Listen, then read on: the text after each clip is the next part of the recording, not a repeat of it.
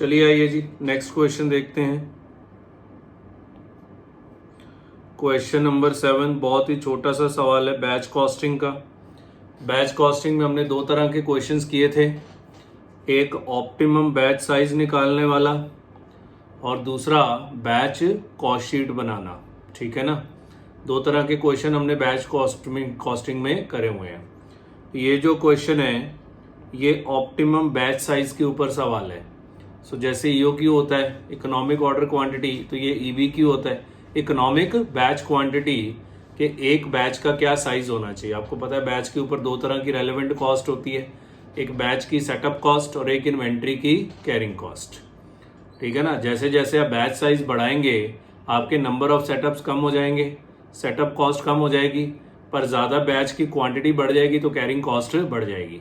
सो optimum batch size वो होता है जहां ये दोनों एक दूसरे को इंटरसेक्ट करती हैं। ठीक है, अच्छे से किया हुआ है। फॉर्मूला क्या होता है 2AO डिवाइड बाय C, जो EOQ का फॉर्मूला होता है यहाँ बस 2AS होता है क्योंकि वहाँ ऑर्डरिंग क्वांटिटी होता है, यहाँ सेटअप कॉस्ट होता है।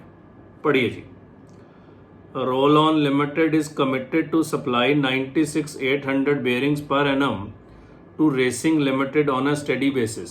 सो एनुअल रिक्वायरमेंट ए दिया हुआ है 96,800. It is estimated that it cost 25 पैसे as inventory carrying cost per bearing per month.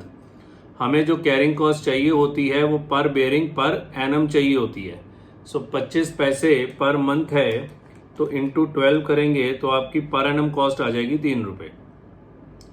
And the setup cost पर run of bearing manufacture is 588। तो सेटअप कॉस्ट पर सेटअप चाहिए होती है, वो सीधी दी हुई है। तो सबसे आसान सवाल जो बैच कॉस्टिंग का हो सकता है वो दिया हुआ है।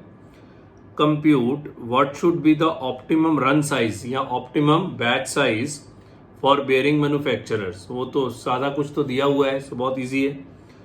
Assuming that the company has a policy of manufacturing 8800 bearings, calculate how much extra cost the company would be incurring as compare to optimum run suggested in A above. तो इसका कंपैरिजन होता है रेलेवेंट कॉस्ट के ऊपर, और relevant cost में आती है setup cost plus carrying cost. So minimum cost कहाँ आनी है ऑप्टिमम बैच साइज के ऊपर। वो कह रहे हैं हम 8800 का बैच साइज रखना चाहते हैं, तो बताओ हमें एक्स्ट्रा कॉस्ट कितनी इनकर करनी पड़ेगी। तो आई थिंक सबसे इजी क्वेश्चन है ये RTP का, इससे आसान कोई सवाल हो नहीं सकता।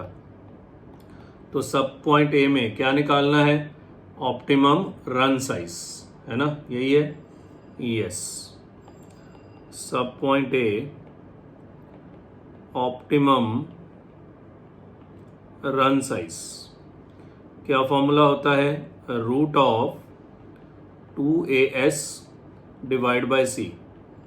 ए होता है एनुअल रिक्वायरमेंट 96,800, S होता है setup cost per setup 588, C होता है carrying cost per annum per unit.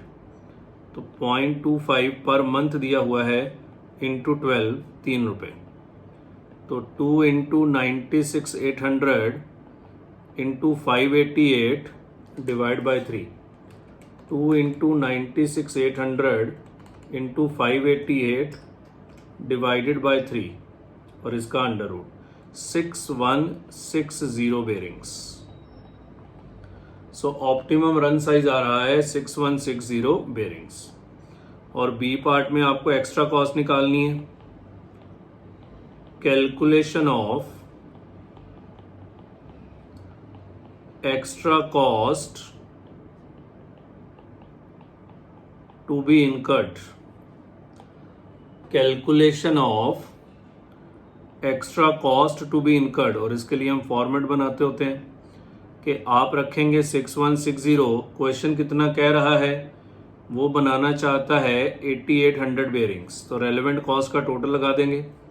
पहले क्या निकालेंगे सेटअप कॉस्ट, तो इसके लिए नंबर ऑफ सेटअप्स चाहिए। टोटल आपको 96,800 बनाने हैं, 6160 की क्वांटिटी है, तो ये नंबर ऑफ सेटअप्स आ गए। और सेटअप कॉस्ट कितनी है 588, 96,800 divide by 6160, 96,800 divide by 6160 into 588, 9240। फिर से कर लें, 96,800 डिवाइड बाय 6160 इंटू 588, बिल्कुल ठीक। फिर कैरिंग कॉस्ट, और इकोनॉमिक बैच साइज में तो कैरिंग कॉस्ट सेम ही आती है। कैसे निकालते हैं? Average of order size multiplied by carrying cost per annum. सारे लॉजिक दिए हुए हैं और ये तो सेम ही आएगा, 9240। अब दूसरे का निकाल लें, 96,800 डिवाइड बाय 8,800 इंटू 588, सो ये आ गया 6468। और दूसरा average of order size into carrying cost, 8,800 divide by 2 into 3, 13,200। चलिए जी, टोटल 19,668, 9240 प्लस 9240, सो 18,480। सो ये जो है, इन दोनों का difference is your extra cost. अगर आप इकोनॉमिक बैच साइज बनाओगे तो 18,480 की कॉस्ट लगेगी, बट अगर आप 8,800 बनाओगे तो कॉस्ट लगेगी 19,668। सो बताइए आपकी एक्स्ट्रा कॉस्ट कितनी आती है? सो 19,668 माइनस 18,480, सो ये आती है आपकी 11,188। क्लियर है? सो बहुत सिंपल सा क्वेश्चन, कुछ खास नहीं था। लिख लीजिए जल्दी, पॉज करिए, ऊपर करेंगे। चलिए, सो आराम से बच्चे इसको पॉज करके आप लिख लीजिएगा। क्लियर हो गई बात? चलिए जी, नेक्स्ट देखते हैं। नेक्स्ट है जी कॉन्ट्रैक्ट कॉस्टिंग। कॉन्ट्रैक्ट कॉस्टिंग में एक ही तरह के सम होते हैं। क्या बनाना होता है? Contract account.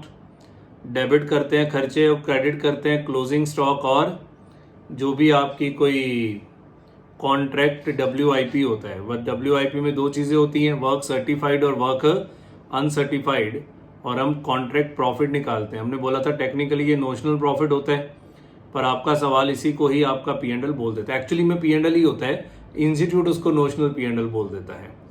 फिर उसके बाद सेकंड टाइप ऑफ सम आते हैं जहां P&L के साथ साथ आपको एस्टिमेटेड प्रॉफिट भी निकालना होता है। एस्टिमेटेड प्रॉफिट निकाल के टेक्निकली तो प्रोविजन बनानी होती है, पर इंस्टीट्यूट प्रोविजन नहीं बनवाता था, सिर्फ और सिर्फ एस्टिमेटेड प्रॉफिट निकलवाता था। एस्टिमेटेड प्रॉफिट में अगर खर्चों की डिटेल दी होती थी तो फिर हम एस्टिमेटेड कॉन्ट्रैक्ट अकाउंट बना के एस्टिमेटेड प्रॉफिट निकालते थे। ये क्वेश्चन एस्टिमेटेड प्रॉफिट वाला ही है, वही आता है ज्यादातर। ठीक है, सो आइए एक क्वेश्चन करके ही समझ लो आपका कॉन्ट्रैक्ट अकाउंट रिवाइज हो जाता है, क्योंकि इसमें कुछ खास होता भी नहीं है। पढ़िए जी। RN Builders Limited entered into a contract on 1st April 2019. The total contract was for 2 crore. Actual expenditure for the period 1/4/2019 to 31 March 20 and estimated expenditure from 1/4/20 to 31 December 20 are given below. तो 19-20 के actual खर्चे दिए हुए हैं, पूरा साल है, 1/4/2019 से लेकर 31 मार्च 2020 तक पूरा साल है, और 9 महीने के एस्टिमेटेड अगले साल के खर्चे भी दिए हुए हैं। मतलब टोटल कॉन्ट्रैक्ट लग रहा है कि जैसे 21 महीने का कॉन्ट्रैक्ट होगा। मटीरियल इशूड, वेजेस पेड और outstanding at the and, plant purchase, sundry expenses paid और प्रीपेड एट द एंड, और एस्टेब्लिशमेंट चार्जेस।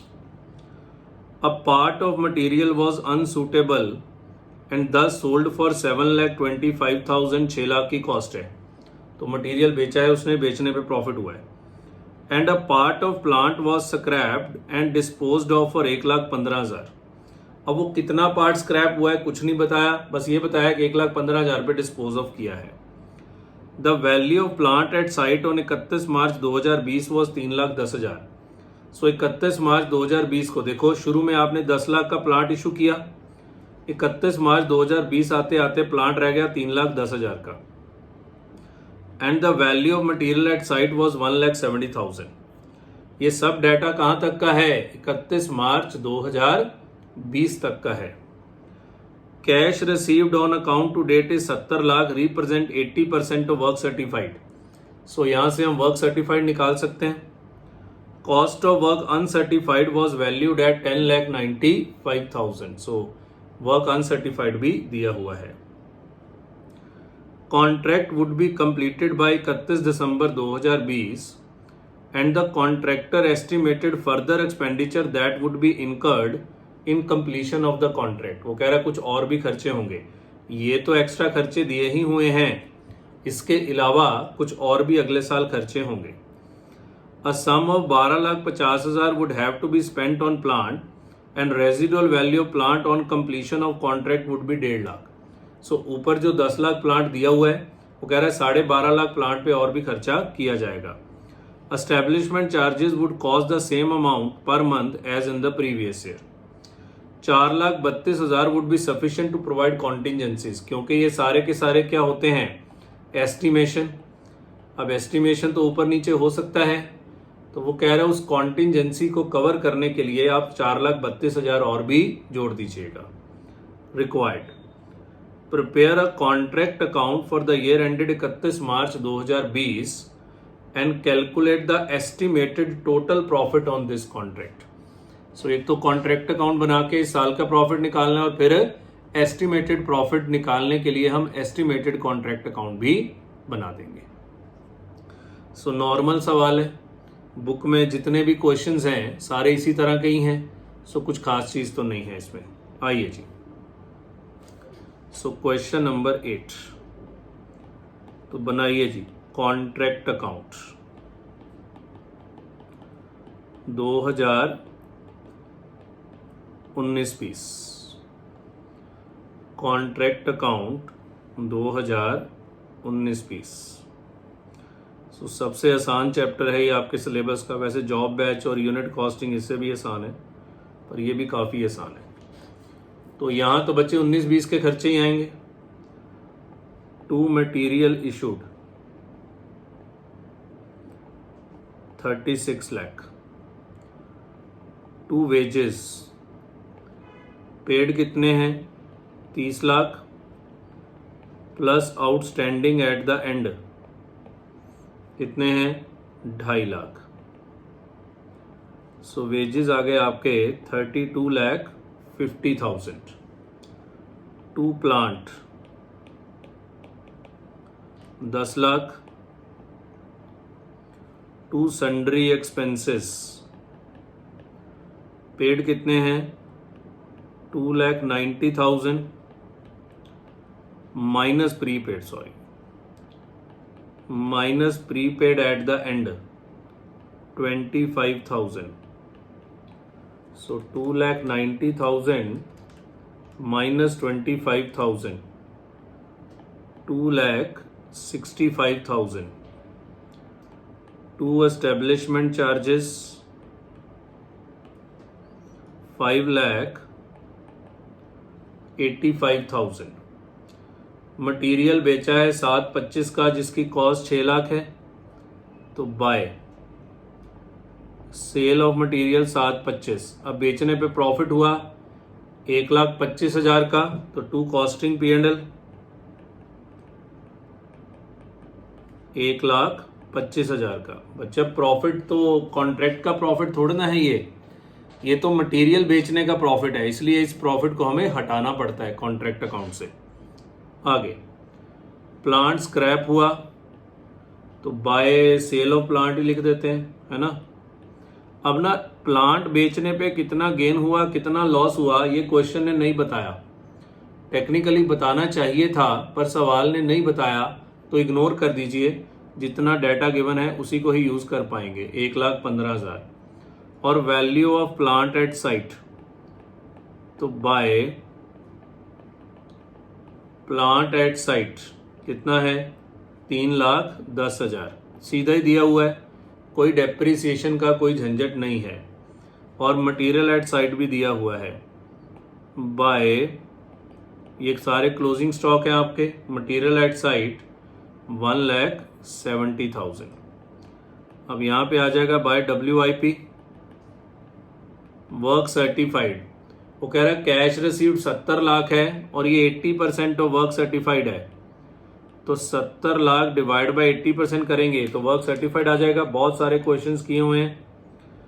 87,50,000 और वर्क अनसर्टिफाइड वो सीधे दिया हुआ है 10,95,000। तो WIP कितना आ गया? 98,45,000। बस जी, आपका नेट प्रॉफिट आ चुका है। इंस्टीट्यूट इसी नेट प्रॉफिट को क्या लिखता है? Notional profit. पर as per accounting standard 20, accounting standard number 7, ये आपका एक्चुअल प्रॉफिट ही होता है, नोशनल प्रॉफिट नहीं है ये। पर क्या कर सकते हैं बताओ? 725 plus 115 plus 310 plus 170 98,45 minus 36 lakh 3250 10 lakh 265 585 और 125 23,40,000 23,40,000। क्लियर हो गई बात? समझ आ गया? चलिए जी, अब हमें एस्टिमेटेड प्रॉफिट निकालने के लिए एस्टिमेटेड कॉन्ट्रैक्ट अकाउंट भी बनाना पड़ेगा। क्या बिना एस्टिमेटेड कॉन्ट्रैक्ट अकाउंट बनाए कर सकते हैं? बिल्कुल कर सकते हैं, पर बेटर होता है कि आप एस्टिमेटेड कॉन्ट्रैक्ट अकाउंट बना लें, उससे ये इजी हो जाता है। आइए जी, एस्टिमेटेड कॉन्ट्रैक्ट अकाउंट। सो यहां आपका टोटल एस्टिमेटेड प्रॉफिट बड़े आराम से निकल आएगा। बिना कॉन्ट्रैक्ट अकाउंट के करेंगे ना तो दिक्कत आ जाती है, तो बेटर होता है कि हम एस्टिमेटेड कॉन्ट्रैक्ट अकाउंट बना दें। बस जी, अब तो टोटल लेना है। 2 मटीरियल इशूड, दोनों का टोटल 36 लाख प्लस 34,30,000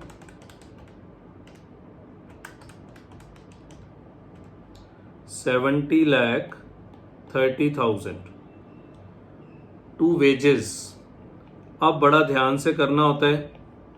पहले वेजेस पेड का टोटल लगाइए, 30 लाख प्लस 3493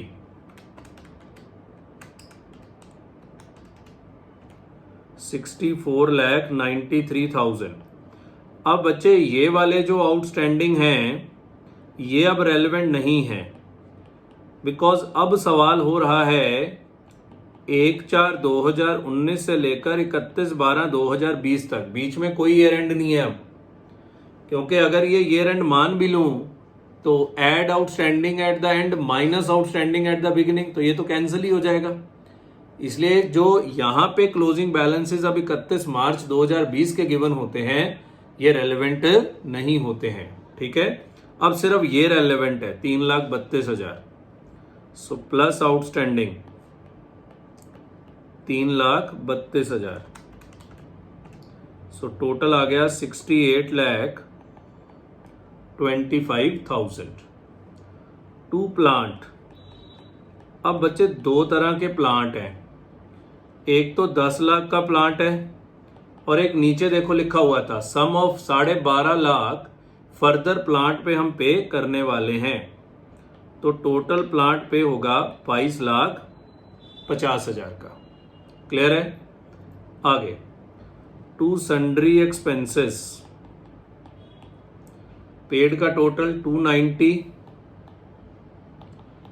प्लस 2,75,000 5,65,000।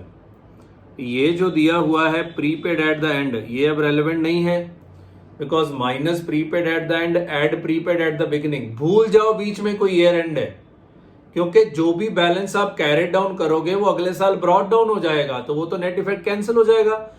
सो इसका बेस्ट तरीका हम क्या बताते होते थे क्लास में कि भूल जाओ बीच में कोई ईयर एंड हो रहा है, तो ईयर एंड वाली सब चीजें छोड़ दो। टू एस्टेब्लिशमेंट चार्जेस, अब एक तो एस्टेब्लिशमेंट चार्जेस दिए हुए हैं 585, अब इसमें प्लस भी करना पड़ेगा। कितना? नीचे पढ़िए, establishment charges would cost the same amount per month as in the previous year. पिछले साल 585 12 महीने के लगे, तो पर महीने का आ गया। इस साल कितने महीने काम हुआ? 9 महीने। तो वो कह रहा है पर मंथ कॉस्ट जो है वो सेम रहेगी एस्टेब्लिशमेंट चार्जेस की। सो 1023750। आगे पढ़िए। अब जो मटेरियल बेचा है क्या वो रेलेवेंट है? वो तो रेलेवेंट है ही है, क्योंकि वो अगले साल थोड़ा यूज हुआ है। वो तो आपने 31 मार्च को बेच दिया, वो कैरेट डाउन बैलेंस नहीं है, वो तो आपको लिखना ही पड़ेगा। कैरेट डाउन नहीं लिखने 31 मार्च वाले। बाय सेल ऑफ मटेरियल 7,75,000 7,25,000 और बेचने पे गेन हुआ to costing P&L 1,25,000। Plant scrap relevant है? बिल्कुल रेलेवेंट है, बिकॉज ये तो अगले साल यूज ही नहीं हुआ। ये कोई कैरेट डाउन बैलेंस नहीं है, तो ये तो आपको डालने ही पड़ेंगे। फिर 31 मार्च का वैल्यू ऑफ प्लांट रेलेवेंट नहीं है, 31 मार्च का मटेरियल एट साइट रेलेवेंट नहीं है। नीचे आ जाओ, 4,32,000 फर्दर कॉन्टिजेंसी का खर्चा है।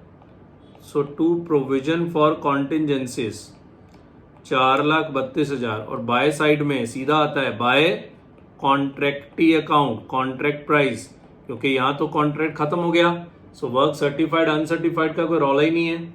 2 करोड़। अब प्लांट एट साइट कितना है वो दिया हुआ था। Yes, plant on completion of contract would be 1.5 lakh. तो बाय प्लांट एट साइट, वैसे ना इसमें डेप्रिसिएशन का बड़ा झंझट होता है, क्लास में बहुत सारे क्वेश्चंस करे हुए हैं। यहाँ तो कोई झंझट ही नहीं है, प्लांट का कैरी डाउन बैलेंस सीधे दिया हुआ है। चलिए जी, सो ये आपका निकल आएगा क्या? Estimated profit balancing figure. चलिए, 7,25,000 plus 1,15 plus 1.5 lakh minus 2 crore minus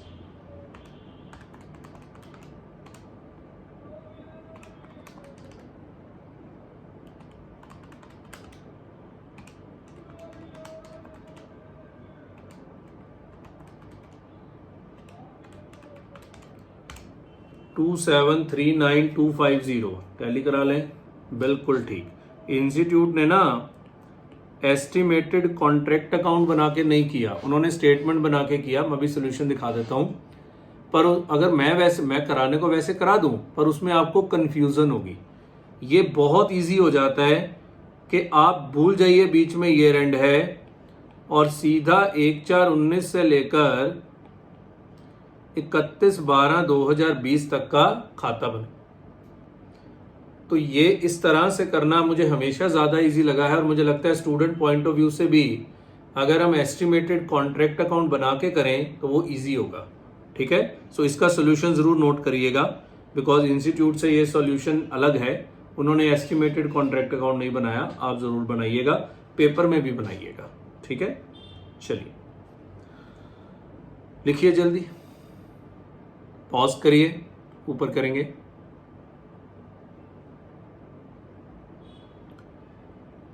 pause करिए, ऊपर करेंगे। चलिए, सो आराम से बच्चे आप इसको पॉज करके लिख लीजिएगा। क्लियर है? आइए जी, नेक्स्ट देखते हैं।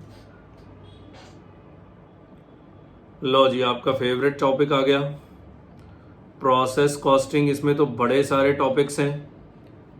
पहले एक नॉर्मल प्रोसेस अकाउंट होते हैं, फिर प्रोसेस अकाउंट विद इन्वेंट्री होते हैं। इन्वेंट्री वाले में WIP 5 स्टार रेटेड टॉपिक है, और ये भी वही है, इन्वेंट्री ऑफ WIP वाला ही है, और यही आता है ज़्यादातर। वैसे पेपर में तो हर तरह के आते हैं, पर ये जो दिया हुआ है ये क्वेश्चन इन्वेंट्री ऑफ WIP का ही है। सो पढ़ लेते हैं। क्लास में बहुत क्वेश्चन, मतलब सबसे ज़्यादा तो प्रोसेस कॉस्टिंग के ही क्वेश्चन है ना। पढ़िए जी। Question number 9, following information is available regarding process 1 of manufacturing company for the month of February। Production record दिया है, units in process on 1 February 8000, ये क्या है? Opening WIP। All material used मतलब material 100% complete, 1/4 complete for labour and overheads, labour and overheads 25% complete. New units introduced 32,000, units completed 28,000, units in process as on 28 February 12,000, all material used 1/3 complete for labour and overheads. Cost records, work in progress as on 1 February, material labour overheads. So 8,000 की value है 1,60,000, इसमें material इतना, labour इतना और overheads इतने। Cost during the month, material labour overheads ये भी दिया हुआ है, ये बुक का ही क्वेश्चन है, सो बुक में है ये सवाल। Presuming that the average method of inventory is use, दो मेथड होते हैं, एवरेज और वेटेड एवरेज और फीफो। वो कह रहा है एवरेज लगाना, एवरेज ज़्यादा इजी होता है। Prepare the following statement of equivalent production, statement showing cost यानी कि effective cost, statement of apportionment of cost और process cost account for process 1। Standard सवाल है, सो कुछ खास नहीं है, बट चलो ये क्वेश्चन सॉल्व कर लेते हैं। RTP का है तो इज्जत तो देनी पड़ेगी। बिल्कुल स्टैंडर्ड, मैं बोला ना अभी तक कोई भी क्वेश्चन बता दो जिसमें कोई नया पॉइंट आया हो, कोई नया पॉइंट नहीं है, सारे पॉइंट्स अच्छे से क्लास में डिस्कस्ड है। क्वेश्चन नंबर 9, तो सबसे पहले क्या मांगा है? स्टेटमेंट ऑफ, तो बच्चे मैं समझा नहीं पाऊंगा सारा क्योंकि यहाँ तो सिर्फ हम क्वेश्चन सॉल्व करने आए हैं, क्लास में किया हुआ है, रिवीजन क्लासेस में भी किया हुआ है। Statement of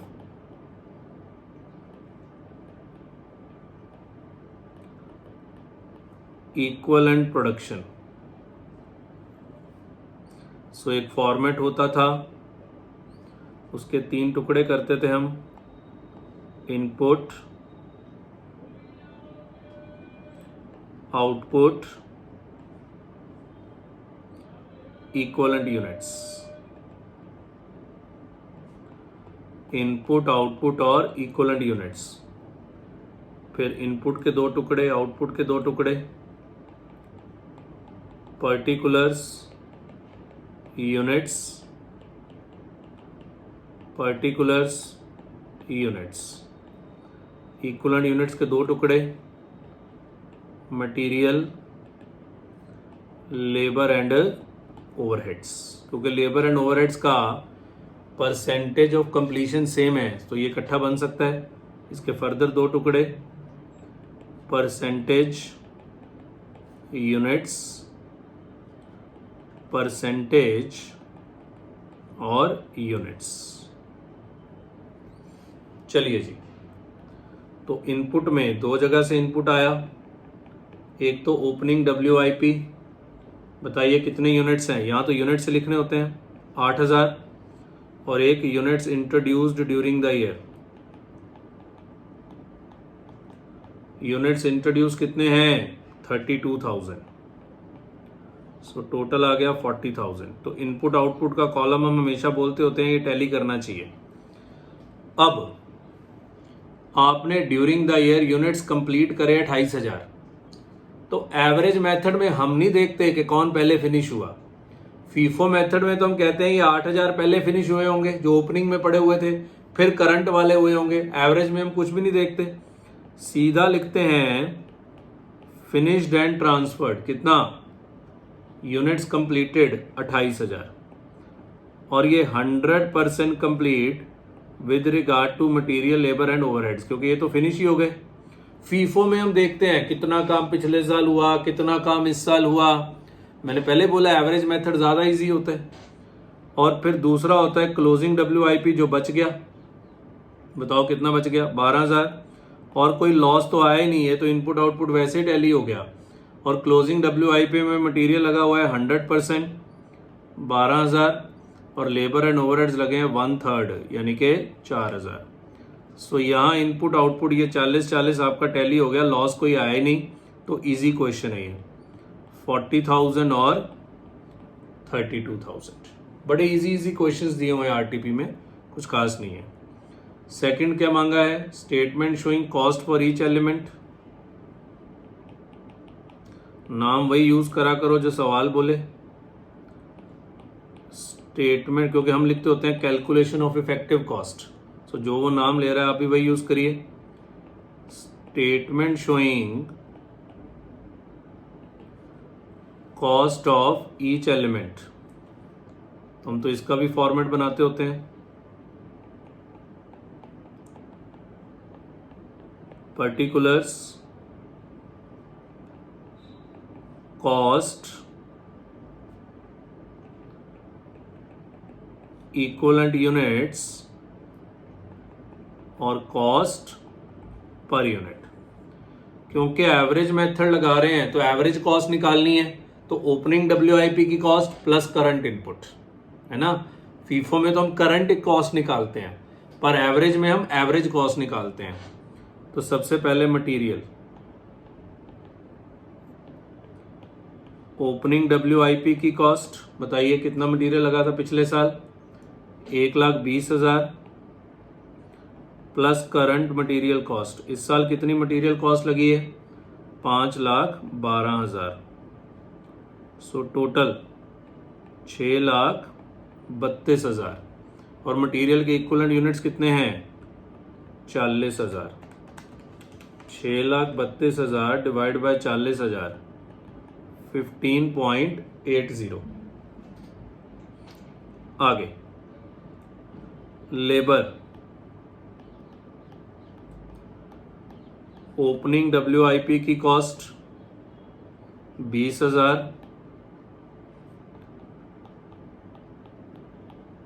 plus current 3 lakh. So total हो गया 3,20,000, 32,000 है तो आराम से आ जाएगा 10 रुपए। तीसरा ओवरहेड्स,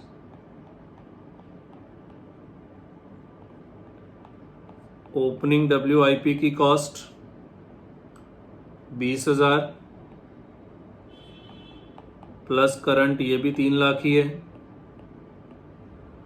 टोटल हो गया 3,20,000 और ये भी 32,000 है तो 10 रुपये। तो इफेक्टिव कॉस्ट आ गई आपकी 35.80।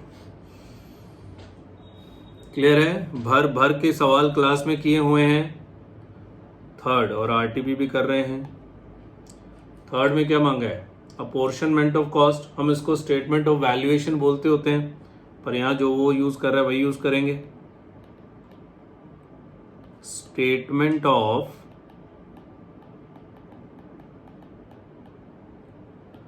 Apportionment of cost. सो दो चीजों की वैल्यूएशन करनी होती है, पहले फिनिश्ड गुड्स और वेटेड एवरेज में तो बहुत इजी होता है कि आपके कितने units during the year finish हुए हैं। हमारे फिनिश हुए हैं 28,000, है ना, तो सीधा एवरेज कॉस्ट से मल्टीप्लाई कर दो इसको 35.80। फीफो में पंगे ज़्यादा होते हैं, इसमें तो कोई दिक्कत ही नहीं है। 1002400 बी क्लोजिंग WIP ये अलग अलग होगा। Material labour overheads, so material के यूनिट्स कितने हैं, 12,000, 4,000 और 4,000। सो नीचे वाले तो 10 रुपये 10 रुपये और ये 15.80। 40,000 40,000 1,89,600। सो 2,69,600। क्लियर। बस जी अब लास्ट में बताइए क्या प्रोसेस वन अकाउंट। तो इंटरमीडियरी प्रोसेस भी नहीं है। इंटरमीडियरी प्रोसेस में हमें मटेरियल 1, मटेरियल 2 इन सब चीज़ों से डील करना पड़ता है, पर यहाँ कोई चक्कर ही नहीं है।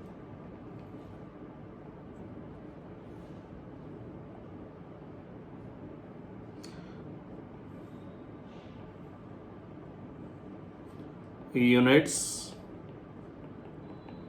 Amount, units, amount. आइए जी, तो 2 opening WIP 8000 unit, total cost देखो 1,60,000, यही है ES। 2 मटीरियल, इस साल कितने यूनिट्स नए लगाए हैं? 32,000, और कॉस्ट कितनी है? 5,12,000। 2 लेबर, लेबर के कोई यूनिट्स नहीं होते, 3 lakh. 2 overheads 3 lakh. By closing WIP, by finished output, कितने यूनिट्स फिनिश किए? 28,000, उसकी वैल्यू 100,2400, और बाय क्लोजिंग WIP 12,000, और उसकी वैल्यू 269,600। दोनों साइड टैली होने चाहिए आपके। यूनिट्स तो टैली हो चुके थे पहले ही, कॉस्ट भी देख लेते हैं।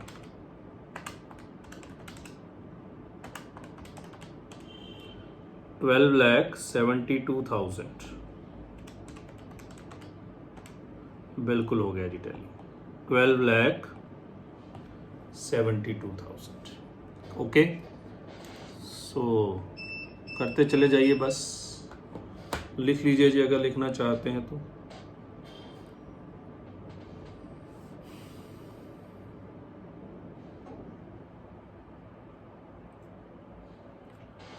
पॉज करिए, ऊपर करेंगे।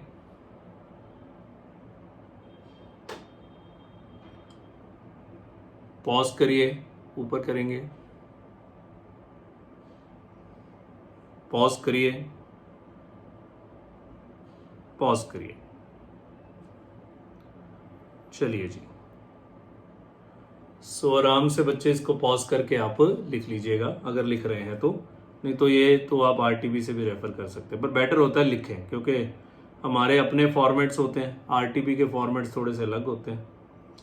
चलिए जी, नेक्स्ट देखते हैं।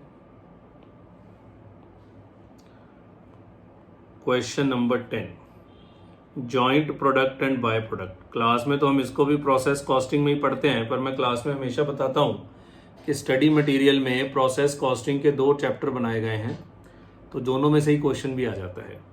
आइए जी, क्वेश्चन नंबर 10।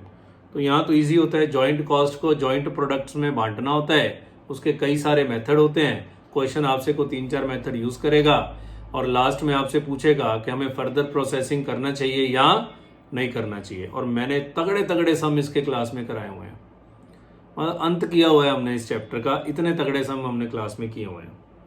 पढ़िए जी। A company produces 2 joint products A and B from the same basic material. So एक मटेरियल से 2 joint product बनते हैं। The processing is completed in 3 departments. Material are mixed in department 1. At the end of this process, A and B gets separated. मतलब जो department A1 की cost होगी, ये कौन सी कॉस्ट होगी? Joint cost. वो कह रहा है इसी प्रोसेस के अंत होने पे A और B सेपरेट हो जाते हैं, तो इसका मतलब department 2 department 3 further processing cost होगी। After separation A is completed in department 2, पहले लग रहा था, and B in department 3। Book का ही क्वेश्चन है।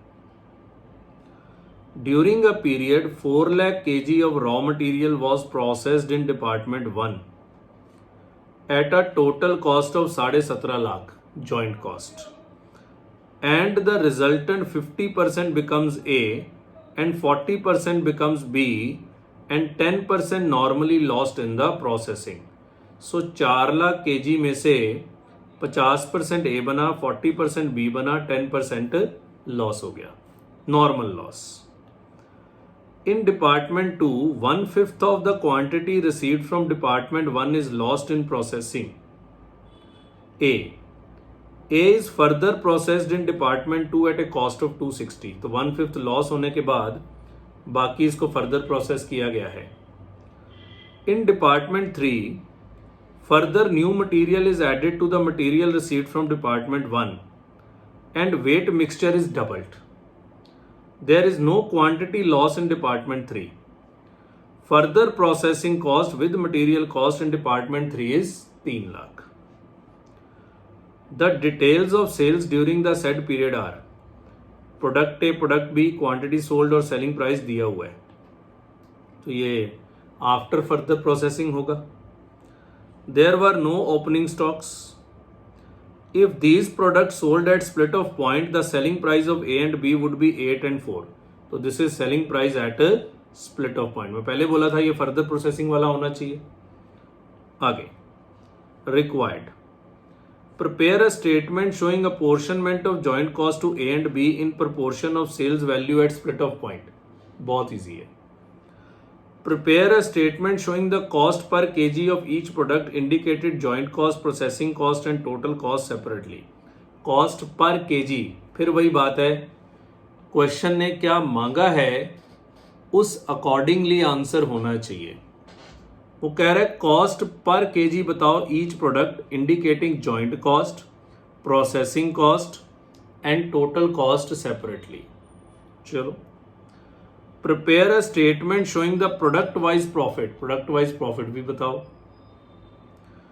On the basis of profit before and after further processing of product A and B give your comment that product should be further processed और not. ये तो उसने last में मांगना ही होता है कि इस प्रोडक्ट को फर्दर प्रोसेस किया जाए या ना किया जाए. क्लियर है. हम क्वेश्चन को एक बार दोबारा से समझेंगे बिकॉज सवाल में डाटा बहुत ज़्यादा था. तो डाटा को कंट्रोल करने के लिए या तो आप यहाँ वीडियो पॉज कर दीजिए और एक बार क्वेश्चन खुद से पढ़ लीजिए, नहीं तो आप मेरे साथ साथ इस सवाल को रिवाइज करिए. आइए ज़रा. सो डिपार्टमेंट 1 में जॉइंट कॉस्ट लगती है और 2 प्रोडक्ट बनते हैं, product A, product B. Product A department 2 में बनता है, प्रोडक्ट बी डिपार्टमेंट 3 में बनता है. आइए दोबारा पढ़ते हैं. Material are mixed in department 1. At the end of this process, A and B get separated. After separation, A is completed in department 2, B is completed in department 3. During a period, 4 lakh kg of raw material was processed in department 1 at a total cost of 17.5 lakh. तो उन्होंने 4 lakh kg लगाया है department 1 में और उनकी joint cost कितनी आई है? 17,50,000 की आई है. आगे and that resultant 50% becomes a. तो 4 लाख का 50% ए की आउटपुट आ गई. तो ए की आउटपुट कितनी आ गई आपके पास? 2 लाख kg. 40% आपका बी बन गया. तो 4 लाख का 40% बी की आउटपुट आ गई कितनी? 1,60,000 kg. बाकी 10% नॉर्मल लॉस है, उसको छोड़ दीजिए. आगे इन department 2 1/5 quantity received from 1 is lost in processing. तो माइनस नॉर्मल लॉस. 2 लाख का 1/5 तो 40,000 kg तो नॉर्मल लॉस हो गया. तो फाइनल आउटपुट आ गई इसकी after further processing 1,60,000 kg at a cost of 2,60,000. और डिपार्टमेंट ए की फर्दर प्रोसेसिंग कॉस्ट है 2,60,000. इन डिपार्टमेंट 3 उसने नया मटेरियल ऐड किया and weight mixture is doubled.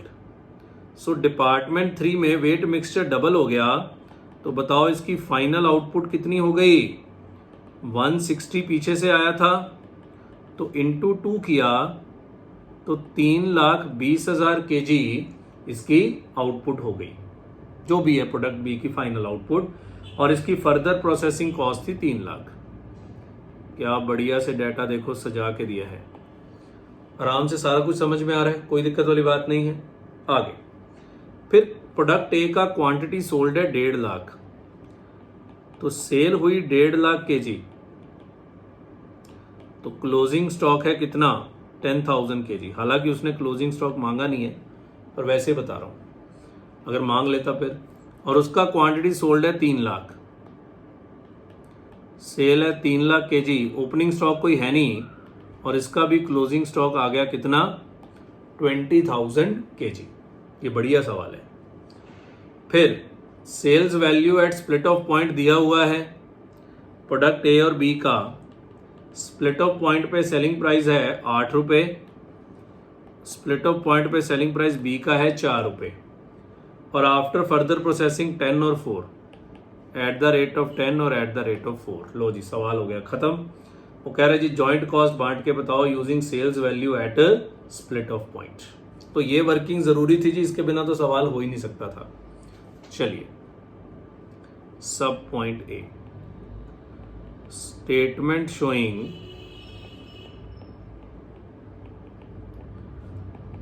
apportionment of joint cost, statement showing apportionment of joint cost। so product A product B, तो sales value at split off point चाहिए, उसके लिए हमें चाहिए quantity produced at split off point. इसका 2 lakh kg और इसका 1,60,000 kg। बच्चे क्वांटिटी सोल्ड नहीं चाहिए होती, याद है ना, आउटपुट चाहिए होती है, आउटपुट। सो 2 लाख kg और 1,60,000 kg हमेशा आपको आउटपुट की रेशो में बांटना होता है।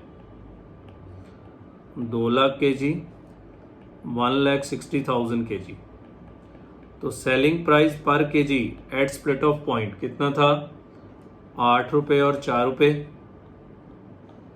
सो ये आ गया आपका sales value at split off point 16 lakh 6,40,000। So share in joint cost किस रेशो में बटेगा? 160:64। जॉइंट कॉस्ट है 17,50,000।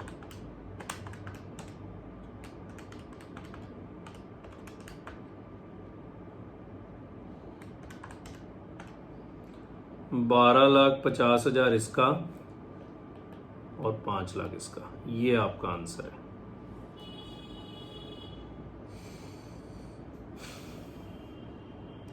क्लियर है जी, कोई दिक्कत वाली बात नहीं। बी पार्ट पढ़िए। Prepare a statement showing the cost per kg of each product indicating joint cost, processing cost and total cost separately।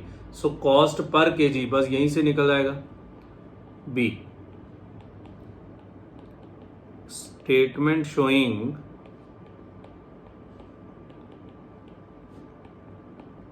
cost per kg। so अलग अलग बताना है, बताइए जी। पहले सब पॉइंट ए, जॉइंट कॉस्ट कितनी? जॉइंट कॉस्ट है 12,50,000 और 5 लाख। यस। आउटपुट कितनी? ये आउटपुट लिखी थी हमने 2 लाख और 1,60,000।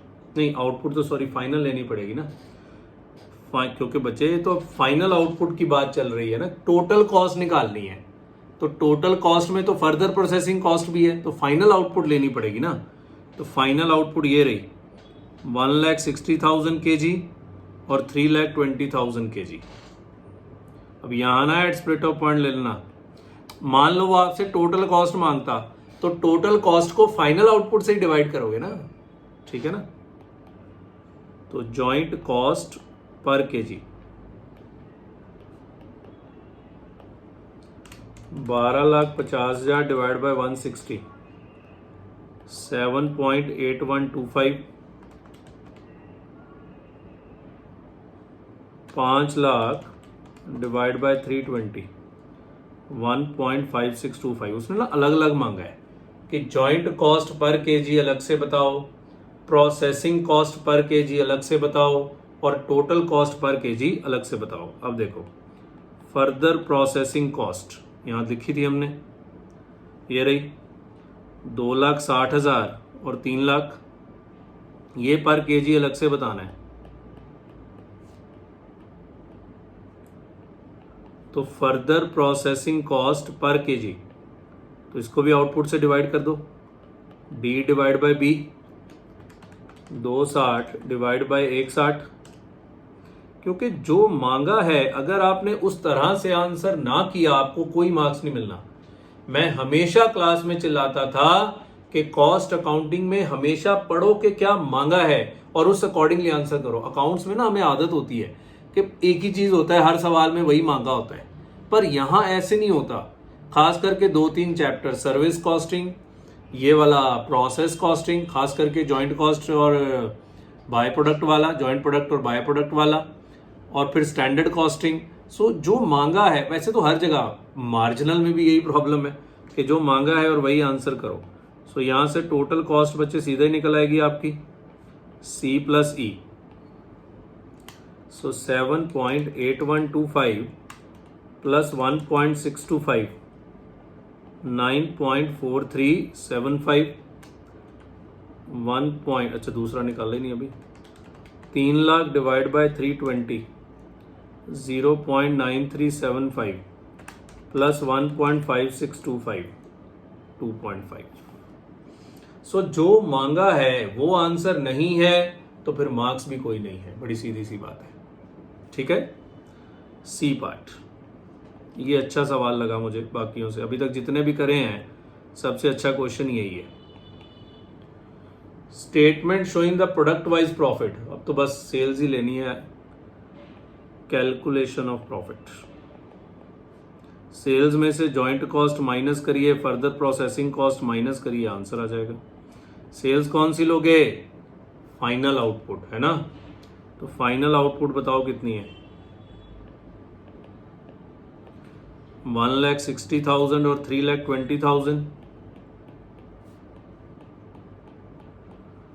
सेलिंग प्राइस पर केजी फाइनल वाला दिया हुआ है सवाल में, सॉरी सेल लेनी है ना, अब आउटपुट थोड़ा लेनी है, अब तो सेल लेनी है। और सेल कितनी है बच्चे? प्रॉफिट निकालना है, तो प्रॉफिट के लिए हमें क्वांटिटी सोल्ड चाहिए, समझ गए ना। क्लोजिंग स्टॉक तो छोड़ दो ना, क्योंकि हमें क्वांटिटी सोल्ड दिया हुआ है। सो प्रॉफिट के लिए क्वांटिटी सोल्ड चाहिए।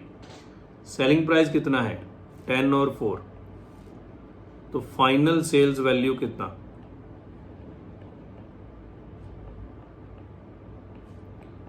15 लाख 12 लाख माइनस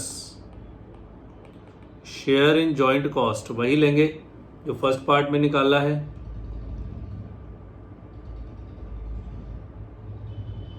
12,50,000 और 5 लाख,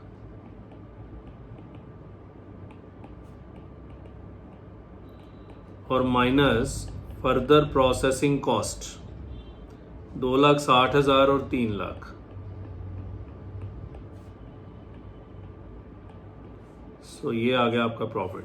मन में आएगा सर क्लोजिंग स्टॉक की वैल्यूएशन करने की जरूरत नहीं है, क्या फायदा? जब आपको यूनिट सोल्ड सीधा ही दिए हुए हैं तो आप पहले टोटल लेके फिर क्लोजिंग स्टॉक माइनस क्यों करना चाहते हो? ठीक है ना।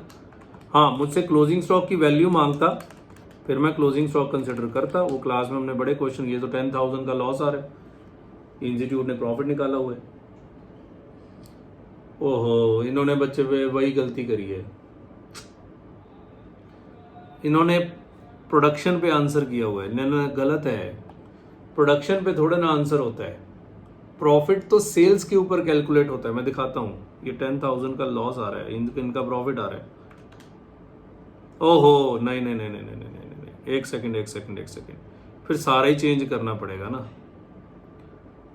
Because share in joint cost जो है 12.5 लाख, ये तो 1,60,000 यूनिट्स का है, तो इसको भी 150 का बनाना पड़ेगा। ये सारा ही हमें चेंज करना पड़ेगा, क्योंकि देखो ना बच्चे, क्लोजिंग स्टॉक का पंगा पड़ गया ना क्वेश्चन में, तो बेटर है फिर हम क्लोजिंग स्टॉक के साथ ही ले लेते हैं, है ना। 1,60,000 इंटू 10, 16 लाख क्लोजिंग स्टॉक की वैल्यूएशन कर लेते हैं। नहीं रहने दो, हम ना वही निकाल लेते हैं। अब जॉइंट कॉस्ट देखो कितने यूनिट्स, कितनी है जॉइंट कॉस्ट आपकी, 12.5 लाख, तो ये कितने यूनिट्स की है, 1,60,000, तो 1.5 लाख का कितना, हर चीज को चेंज करना पड़ेगा ना।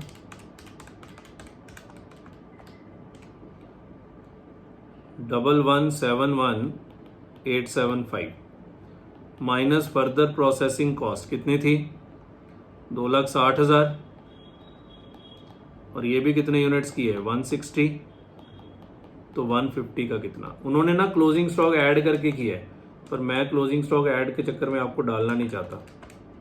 अब ऐसे करो, बेटर है 243,750। जिस सवाल में क्लोजिंग स्टॉक आएगा कोई ना कोई दिक्कत जरूर आएगी।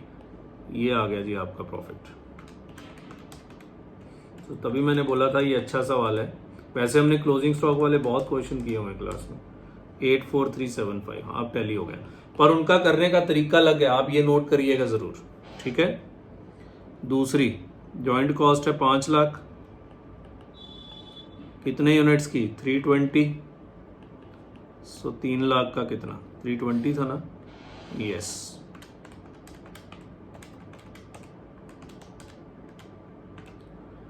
$468, क्योंकि आप 1.5 लाख की सेल में से 1,60,000 की कॉस्ट थोड़ा माइनस करेंगे, ठीक है ना। Further processing cost 3 lakh divided by 320 into 3 lakh,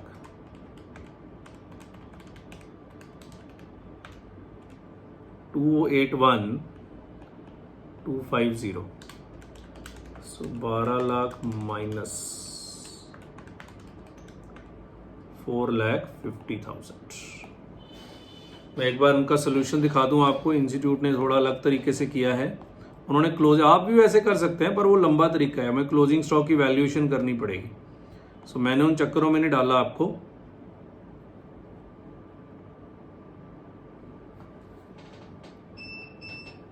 ये देखो, उन्होंने सेल में क्लोजिंग स्टॉक ऐड करके फिर कॉस्ट पूरी ले ली, तो मैंने सेल को सेल ही रहने दिया, कॉस्ट की COGS निकाल ली, ठीक है ना। तो जैसे मर्जी आप कर सकते हैं, दोनों तरीके ठीक है, आंसर टैली हो जाएगा। डी पार्ट में क्या मांगा है, on the basis of profits before and after further processing. Before वाला हमने निकाला कहाँ है, प्रॉफिट बिफोर फर्दर प्रोसेसिंग तो निकालना पड़ेगा। Give your comment that product should be further processed और नॉट। आइए जी, हमने बिफोर वाला निकाला नहीं हुआ जी, प्रोडक्ट ए और product B. Profit after further processing तो हमने निकाला हुआ है। अरे ये कौन सा पेन आ गया, चलो चलने दो।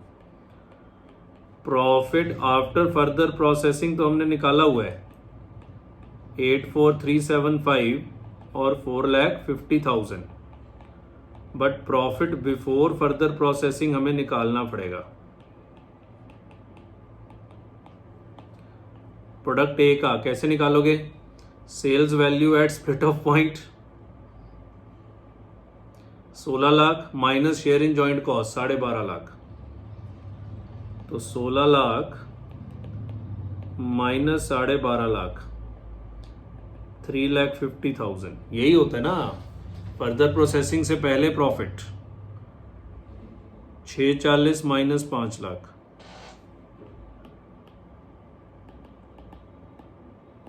1,40,000। सो क्या हमें फर्दर प्रोसेस करना चाहिए, ए के बारे में तो नो है, बिकॉज नहीं, ए के बारे में यस है, बिफोर फर्दर प्रोसेसिंग प्रॉफिट ज्यादा है तो फर्दर प्रोसेस करना चाहिए, नो। क्योंकि फर्दर प्रोसेस करके आपका प्रॉफिट तो कम हो रहा है 84375 और बिना फर्दर प्रोसेसिंग के प्रॉफिट है 3.5 लाख, तो नो। दूसरे का यस कि वहां हमें फर्दर प्रोसेसिंग करना चाहिए। So product A should be sold at split off point whereas product B should be processed further. रुको, क्लास में जब हम फर्दर प्रोसेसिंग डिसीजन लेते थे तो हम प्रॉफिट का कंपैरिजन नहीं करते थे, हम एनआरवी का कंपैरिजन करते थे कि sales value after split off point में से फर्दर प्रोसेसिंग कॉस्ट माइनस करते थे और उसकी एनआरवी को sales value at split off point के साथ कंपेयर करते थे। वो भी तरीका सही है। फिर यहां मैंने ऐसा क्यों किया? क्योंकि क्वेश्चन ने बोला है ऐसे करने को। प्लीज, मैं बार बार बोल रहा हूं, कॉस्ट अकाउंटिंग में जो मांगा है नहीं लिखा तो कोई नंबर नहीं है। सवाल में पढ़ो क्या लिखा है। हमने ऐसे कभी भी फर्दर प्रोसेसिंग डिसीजन क्लास में नहीं लिया। वहां हम एनआरवी को सेल्स वैल्यू और स्प्लिट ऑफ पॉइंट के साथ कंपेयर कर देते थे, वो भी ठीक है, आंसर उससे भी आ जाता है। पर यहां बोला गया है ऐसे करने को, on the basis of profits before and after further processing of product A and B, give your comments that product should be further process और नॉट। वो कह रहा है प्रॉफिट के बेस पे आंसर करो, इसलिए मैंने प्रॉफिट के बेस पे आंसर किया है। सो ये बढ़िया सवाल है। अब इसको नोट भी जरूर करिएगा क्योंकि इंस्टीट्यूट का सोल्यूशन अलग तरीके का है, वो थोड़ा लंबे तरीके से बनाया गया है। सो बेटर है कि आप इसको नोट करिए।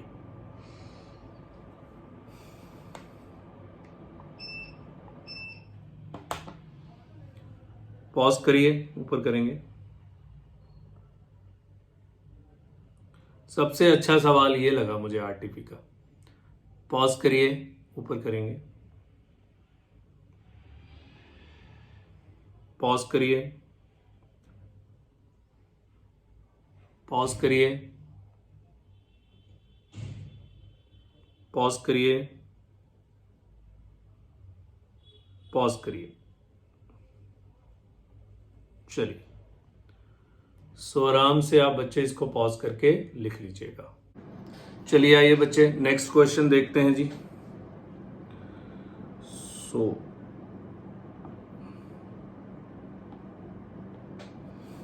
चलिए जी, सो जॉइंट प्रोडक्ट बाय प्रोडक्ट भी हो गया, 3-4 क्वेश्चंस और बचे हैं।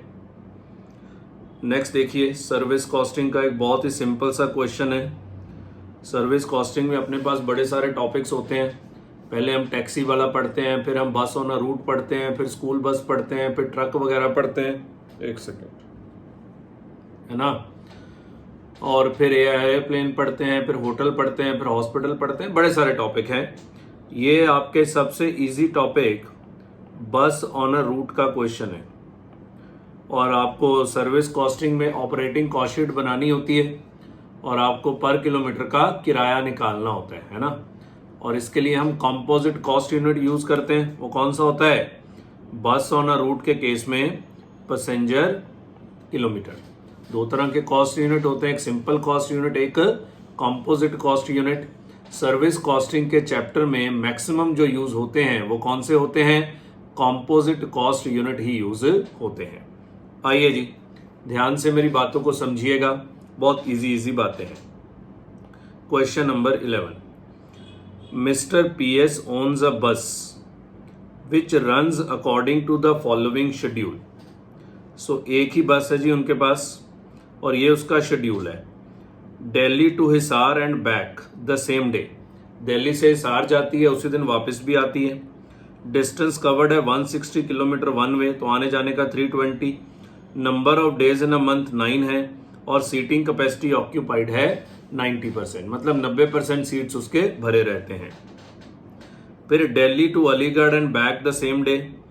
डिस्टेंस कवर्ड है 160 किलोमीटर, नंबर ऑफ डेज 12 है और सीटिंग कैपेसिटी ऑक्यूपाइड 95% है। सो ये एक मंथ का शेड्यूल दिया लगता है ना, क्योंकि देखो ये एक महीने में 9 दिन यहाँ जाता है, 12 दिन यहाँ जाता है, 6 दिन यहाँ जाता है, बाकी छुट्टी करता होगा बेचारा। Delhi to Alwar and back the same day. Distance covered 170 kilometres है, नंबर ऑफ डेज 6 है, सीटिंग कैपेसिटी ऑक्यूपाइड है 100%। Following are the other details: cost of the bus, salary of driver, salary of conductor, part time accountant, insurance, diesel consumption 5 kilometre per litre, road tax, lubricant oil, permit fee, repair and maintenance, depreciation, और ये दी हुई है आपको seating capacity of the बस 50%। बहुत ही simple सवाल है, क्योंकि हमें जो किलोमीटर्स निकालने हैं वो पर मंथ के ही निकलेंगे, इसलिए ये सारे खर्चे भी पर मंथ के ही लिए जाएंगे। हम हमेशा क्लास में बोलते होते हैं जिस टर्म्स में किलोमीटर्स दिए हैं उन्हीं टर्म्स में आपको खर्चे लेने हैं। अगर किलोमीटर्स पूरे साल के दिए हैं तो खर्चे भी पूरे साल के लेने हैं, अगर किलोमीटर्स आपको मंथ के दिए हैं तो खर्चे भी आपको पर मंथ ही लेने हैं। और खर्चों को दो हिस्सों में बांटना होता है, फिक्स्ड चार्जेस और रनिंग चार्जेस या वेरिएबल चार्जेस। ठीक है।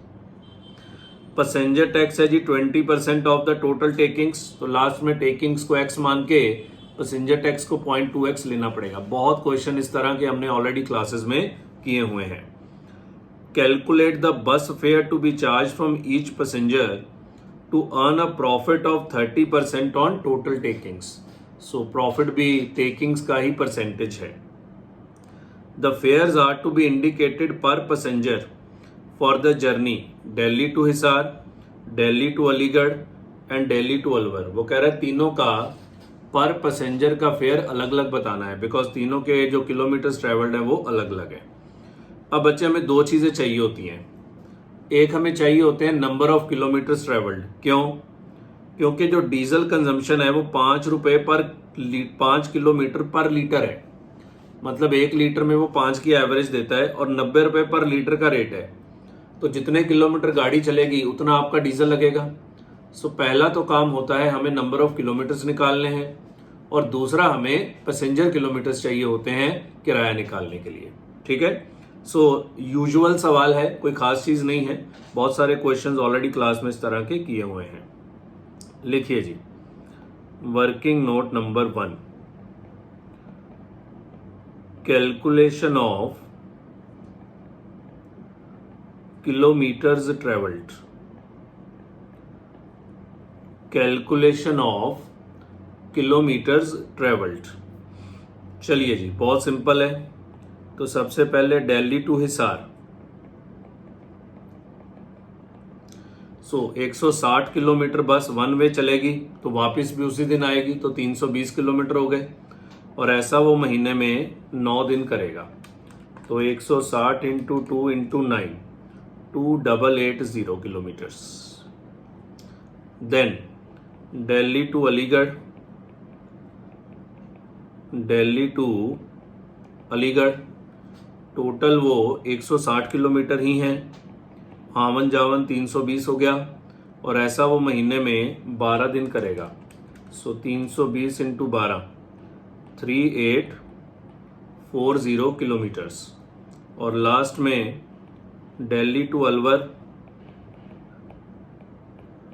170 किलोमीटर्स हैं, आन जान 340, और ऐसा वो महीने में 6 दिन करेगा। वैसे तो नंबर ऑफ बसेस से मल्टीप्लाई करना होता है, पर यहाँ बस एक ही है, 2040 किलोमीटर्स। सो ये आ गए आपके टोटल किलोमीटर्स। टोटल किलोमीटर्स आ गए आपके 8760 किलोमीटर्स। क्लियर है? तो वर्किंग नोट नंबर 2 में अब पैसेंजर किलोमीटर्स निकाल लें। वो तो सिंपल होता है, number of kilometres into number of passengers. अब बस की कैपेसिटी 50% की है, पर ऑक्यूपेंसी रेट अलग अलग है ना, तो उस अकॉर्डिंगली आपको पैसेंजर किलोमीटर निकालने पड़ेंगे। Calculation of passenger kilometres, calculation of passenger kilometres. So Delhi to Hisar आप 2880 किलोमीटर्स चले, 50 की कैपेसिटी है और ऑक्यूपेंसी रेट है 90%। सो 2880 इंटू 45, तो 129,600 is your passenger kilometres. Then Delhi to Aligarh आप कितने किलोमीटर चले? 3840। अगेन 50 की बस की कैपेसिटी थी, पर ऑक्यूपेंसी रेट था यहाँ 95%। सो 3840 इंटू 50 इंटू 95%, 182,400, और लास्ट में Delhi to Alwar 2040 kilometres into 50, और यहाँ ऑक्यूपेंसी रेट भी 100% ही है। सो 2040 इंटू 50, 1,02,000, तो ये आ गए आपके पैसेंजर किलोमीटर्स। लो जी, 4,14,000 is your passenger kilometres. Clear हो गई बात, समझ आ गया? बस जी, अब तो आपको ऑपरेटिंग कॉस्ट शीट बनानी है बस, और वो मंथली बनानी है। Operating cost sheet,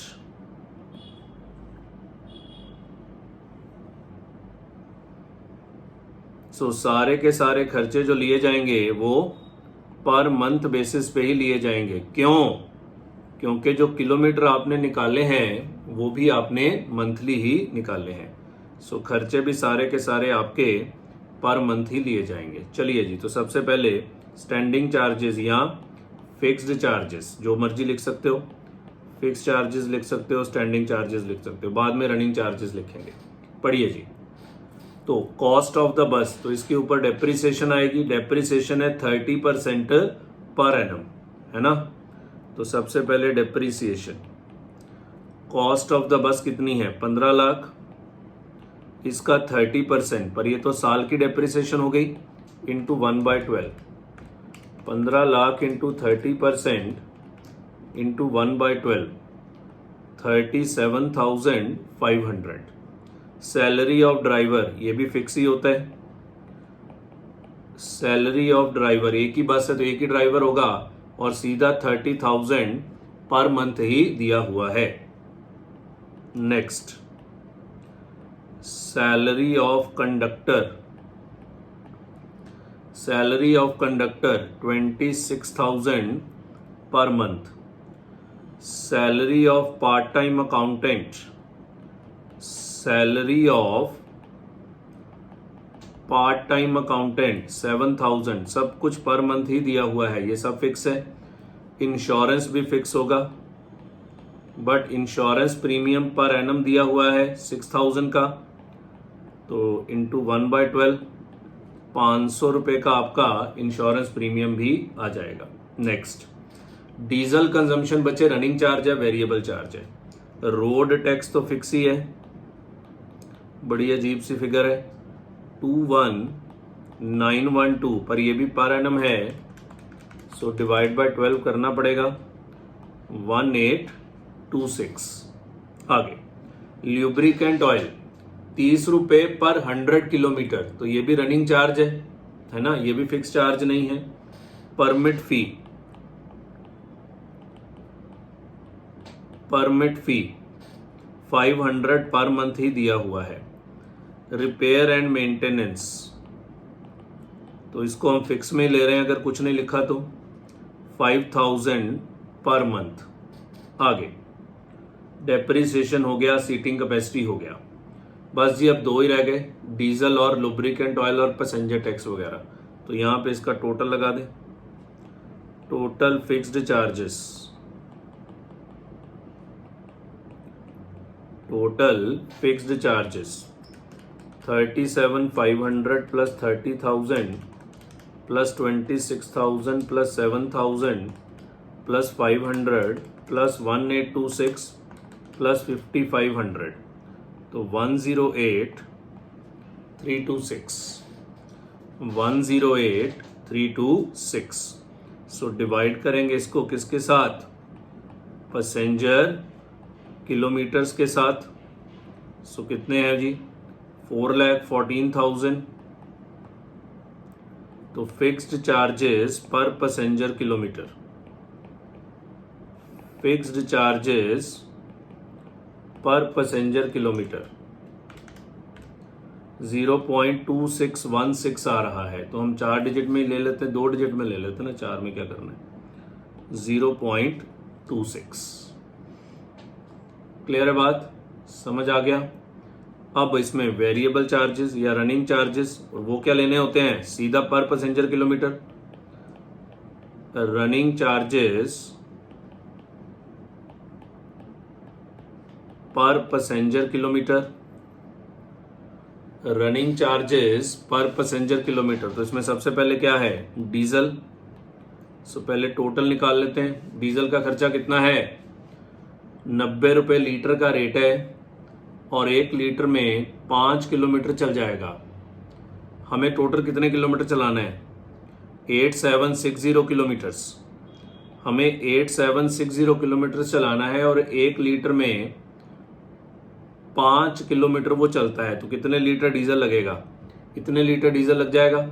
8760 divide by 5 और पर लीटर का रेट कितना है 90, और जो भी आएगा divided by passenger kilometres 4,14,000। Clear है। 8760 divide by 5 into 90, so total आ रहा है 157680 डिवाइड बाय 4,14,000, 0.38। हम हमेशा क्लास में बोलते होते हैं कि आप टोटल निकाल के डिवाइड करिए, कभी भी आप सीधा पर किलोमीटर निकालने की कोशिश ना करिए। आप हमेशा टोटल निकाल के उसको डिवाइड करिए, बिकॉज वो पंगा होता है ना, कई बार टैक्सी खाली चलती है तो वहां भी पेट्रोल लगता है। सो आप टोटल निकाल के हमेशा डिवाइड करिए। दूसरा, ल्यूब्रिकेंट्स।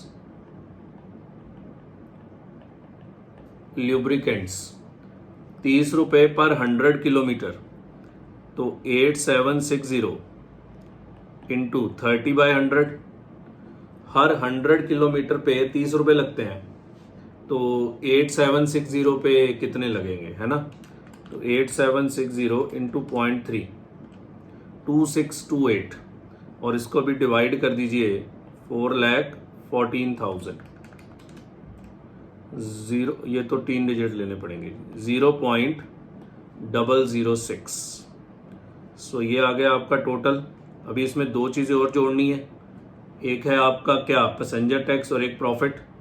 पहले इनका टोटल लगा लें, 0.26 प्लस 0.38 प्लस 0.006, तो 0.6406। तो हम टेकिंग्स को क्या लेंगे, एक्स लेंगे, टेकिंग्स ही तो निकालने हैं ना, तो टेकिंग्स को एक्स लेंगे। तो पैसेंजर टैक्स कितना है, 20% ऑफ टेकिंग्स, तो 0.2x। सो ये आ गई आपकी total cost per passenger kilometre, 0.6406 plus 0.2x। इसमें प्रॉफिट ऐड करेंगे, प्रॉफिट कितना है 30% ऑफ टेकिंग्स प्लस 0.3x, तो यहां से टेकिंग्स निकाल लेंगे। सो यहां लिखेंगे calculation of takings. So 0.6406 plus 0.2x plus 0.3x is equal to x। तो 0.6406 divided by 0.5, this is 1.28। 1.28 clear है। थोड़ा 3 डिजिट लोगे तो आंसर थोड़ा अलग आ जाएगा। मैंने क्योंकि 2 डिजिट में किया है तो थोड़ा सा राउंडिंग ऑफ का एरर दिखेगा आपको। इंस्टीट्यूट का 1.3 आया हुआ है क्योंकि उन्होंने किसी और तरीके से किया है, हमारा अप्रॉक्सीमेशन एरर थोड़ा ज्यादा आया है। वो कोई दिक्कत नहीं है, आप इसको 3 डिजिट लेके कर लीजिए, वो एग्जैक्ट टैली कर जाएगा। ये तो आ गया पर पैसेंजर किलोमीटर का किराया, पर उसने तो अलग अलग पूछा है ना। तो दिल्ली टू हिसार का किराया कितना बनेगा बच्चे, एक पैसेंजर का पर किलोमीटर 1.28 है, और दिल्ली से हिसार का एक पैसेंजर कितने किलोमीटर जाएगा, 160 किलोमीटर। 1.28 इंटू 160, तो 204.80। क्लियर है। Similarly Delhi to Aligarh, Delhi to Aligarh ये तो सेम ही आएगा, 204.80। और लास्ट में दिल्ली टू अलवर ये 170 किलोमीटर्स हैं, 1.28 इंटू 170, 217.60। तो इंस्टीट्यूट का थोड़ा सा हमारा आंसर राउंडिंग ऑफ के कारण अलग आएगा, अदरवाइज कोई दिक्कत नहीं है, वैसे तो सारा ठीक ही है। क्लियर हो गई बात, समझ आ गया। सो इजी क्वेश्चन है, किताब में इस तरह के बहुत सारे क्वेश्चंस ऑलरेडी हमने किए भी हुए हैं। चलिए लिखिए जल्दी, पॉज करिए, ऊपर करेंगे, पॉज करिए, ऊपर करेंगे, पॉज करिए, पॉज करिए, पॉज करिए। चलिए, सो आराम से बच्चे आप इसको पॉज करके लिख लीजिएगा। क्लियर है? आइए नेक्स्ट देखते हैं। अगला है जी आपका फेवरेट अगेन, स्टैंडर्ड कॉस्टिंग, और ये मिक्स्ड का क्वेश्चन है। हमने मिक्स्ड के बहुत सारे क्वेश्चंस क्लास में किए थे, जहां मटेरियल, लेबर, ओवरहेड, वेरिएंस सारा एक ही क्वेश्चन में मांगा जाता है। सो ये मिक्स का सवाल है आपका। आइए डिस्कस करते हैं। Question number 12, baby moon limited uses standard costing system in manufacturing one of its product, baby cap। क्या बात है। The details are as follows। ये स्टैंडर्ड दिया है। डायरेक्ट मटेरियल लगता है जी 1 metre at the rate of 60 per metre. Direct labour लगते हैं 2 घंटे eight the rate of 20 per hour. Variable overhead 2 घंटे में लगते हैं eight the rate of 10 per hour. तो ये पर यूनिट का स्टैंडर्ड डेटा दिया हुआ है। During the month of August 10,000 units of baby cap were manufactured. Actual output, ठीक है। Details are as follows. Direct material consumed 11,400 metres at the rate of 58 per metre. Direct labour hours, ना तो hours बताए हैं ना ही rate बताया है, सीधा टोटल डायरेक्ट लेबर आवर्स दिए हुए हैं। चलो, वेरिएबल ओवरहेड इनकर्ड 2,24,400। सो ये सारा डाटा किसका है? एक्चुअल का डाटा है। Variable overhead efficiency variance is 4,000 adverse. जिस सवाल में वो कोई वेरिएंस दे दे तो समझ लो कि आपको बैक कैलकुलेशन से कोई ना कोई फिगर निकालनी पड़ेगी। सो जिस भी क्वेश्चन में वो कोई वेरिएंस दे दे तो समझ लो बैक कैलकुलेशन से आपको कुछ ना कुछ कैलकुलेट करना पड़ेगा। Variable overheads are based on direct labour hours, ना भी बताता तो भी हम मानते हैं कि वेरिएबल ओवरहेड्स डायरेक्ट लेबर्स के ऊपर ही बेस्ड हैं। वैसे क्लास में हमने 2 बेस पढ़ाए थे कि या तो डायरेक्ट मटेरियल से लिंक होगा या डायरेक्ट लेबर से, पर अगर क्वेश्चन साइलेंट भी होता है तो भी हम मानते हैं कि वेरिएबल ओवरहेड्स डायरेक्ट लेबर से लिंक है। यहां तो उसने बता दिया। You are required to calculate the following variances: material cost variance, price variance, material usage variance, variable overhead variance, variable overhead cost variance, efficiency variance, expenditure variance. Labour variance में labour cost variance, labour rate variance and labour efficiency variance. So बहुत ही easy question है, कुछ भी खास नहीं है। सो आइए एक एक करके हम निकालते हैं। क्वेश्चन नंबर कौन सा है? 12। तो सब पॉइंट ए, मटीरियल वेरिएंसेस। सो बच्चे आपको पता है कि आपको डाटा बनाना आना चाहिए बस। तो स्टैंडर्ड आउटपुट कितनी है? 1 यूनिट। एक्चुअल आउटपुट कितनी दी हुई है? 10,000 यूनिट्स। तो क्या हमें रिवाइज्ड स्टैंडर्ड बनाना पड़ेगा? बिल्कुल बनाना पड़ेगा। Quantity rate amount, quantity rate और amount. So 1 unit of finished output में 1 मीटर कपड़ा लगेगा eight the rate of 60 per metre, 60 रुपए। 10,000 यूनिट बनाने में आपने 11,400 मीटर कंज्यूम किया at the rate of 58। So 11,400 into 58, 661, 200। Clear? So यहां हम रिवाइज्ड स्टैंडर्ड बना लेते हैं। ये तो बहुत ही सिंपल है। रिवाइज्ड स्टैंडर्ड, क्वांटिटी रेट और अमाउंट। 1 यूनिट बनाने में 1 मीटर कपड़ा लगा तो 10,000 बनाने में 10,000 मीटर कपड़ा लगना चाहिए था। एट स्टैंडर्ड रेट 60 रुपये, तो 6 लाख का कपड़ा हमारा लगना चाहिए था। क्लियर है? इसी तरह से करते थे। आइए जी तीनों वेरिएंस निकालते हैं। मटेरियल कॉस्ट वेरिएंस, लगना चाहिए था 6 लाख का कपड़ा, लग गया 661,200 का, ज़्यादा लग गया, नुकसान कर दिया, तो 61,200 एडवर्स।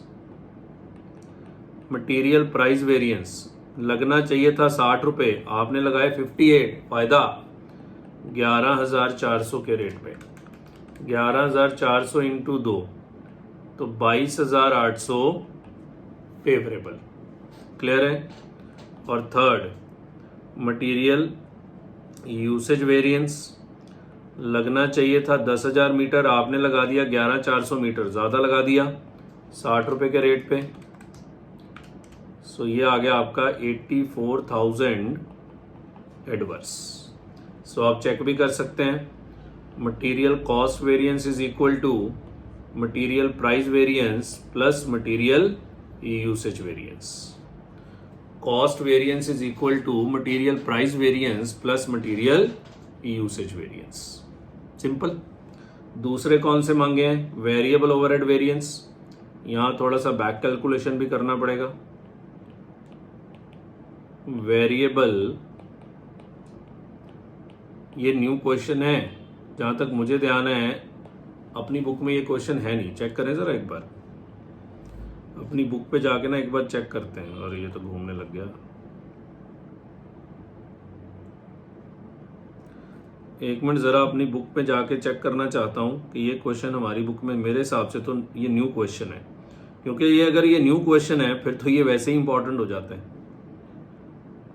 सो ये रहा जॉब बैच आ गया, ये तो लास्ट में होना चाहिए बिकॉज मिक्स का सम है, तो मुझे नहीं लगता ये है बुक में, ये वाला ही है। इसके जैसा है, बस इसमें एक बैक कैलकुलेशन का पॉइंट डाला है, ऐसा नहीं कह सकते, थोड़ा थोड़ा वैसा है, क्योंकि इसमें ना एक बैक कैलकुलेशन का पॉइंट एक्स्ट्रा डाला गया है बस। न्यू क्वेश्चन है जी ये। न्यू इन द सेंस मतलब कुछ नई चीज थोड़े ना पूछी है, पूछा तो वही है जो हम शुरू से करते आ रहे हैं, नया थोड़े ना कुछ पूछा है। ठीक है, आइए जी, standard, actual, revised standard.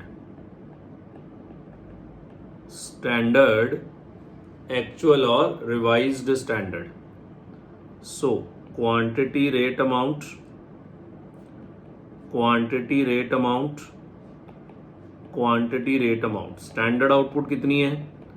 1 unit, तो 1 यूनिट बनाने में 2 घंटे लगते हैं। क्वांटिटी थोड़ा आएगा, आर्स आएगा ना, hours rate amount, hours rate amount और आर्स रेट अमाउंट। सो 2 घंटे लगते हैं जी 1 यूनिट पे, 10 रुपए के हिसाब से 20 रुपए।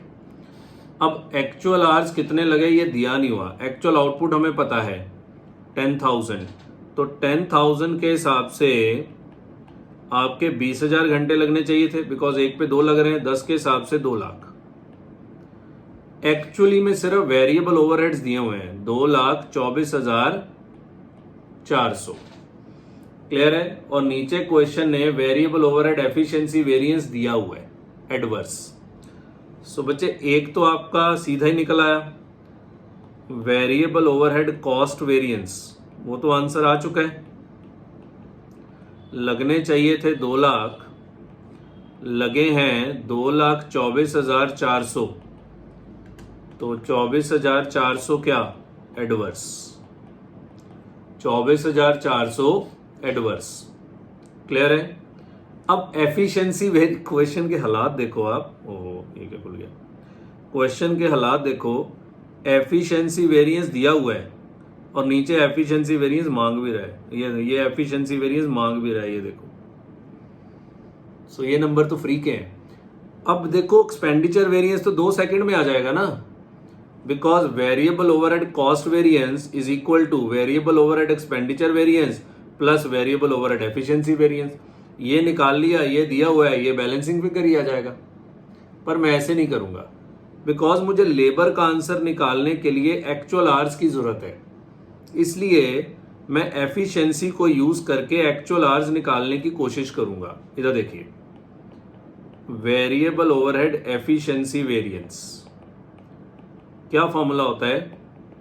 Standard hours minus actual hours multiplied by standard rate.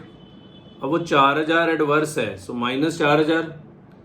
Standard hours 20,000 है, एक्चुअल आवर्स निकालने हैं, एक्स बोल देते हैं, और स्टैंडर्ड रेट कितना है? 10 रुपये।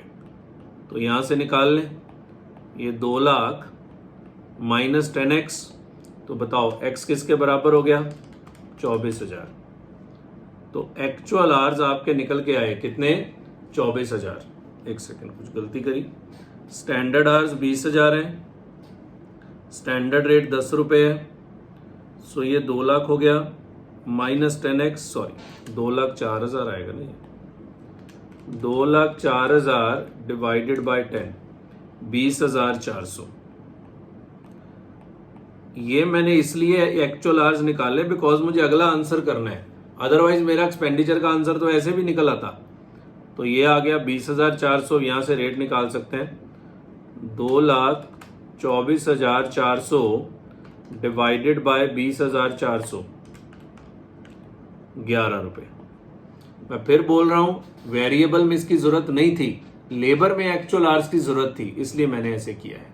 नहीं तो मेरा तो एक्सपेंडिचर वेरिएंस बैलेंसिंग फिगर में निकल आता। आइए अब निकाल देते हैं। अब तो मैं प्रॉपरली निकालूंगा ना।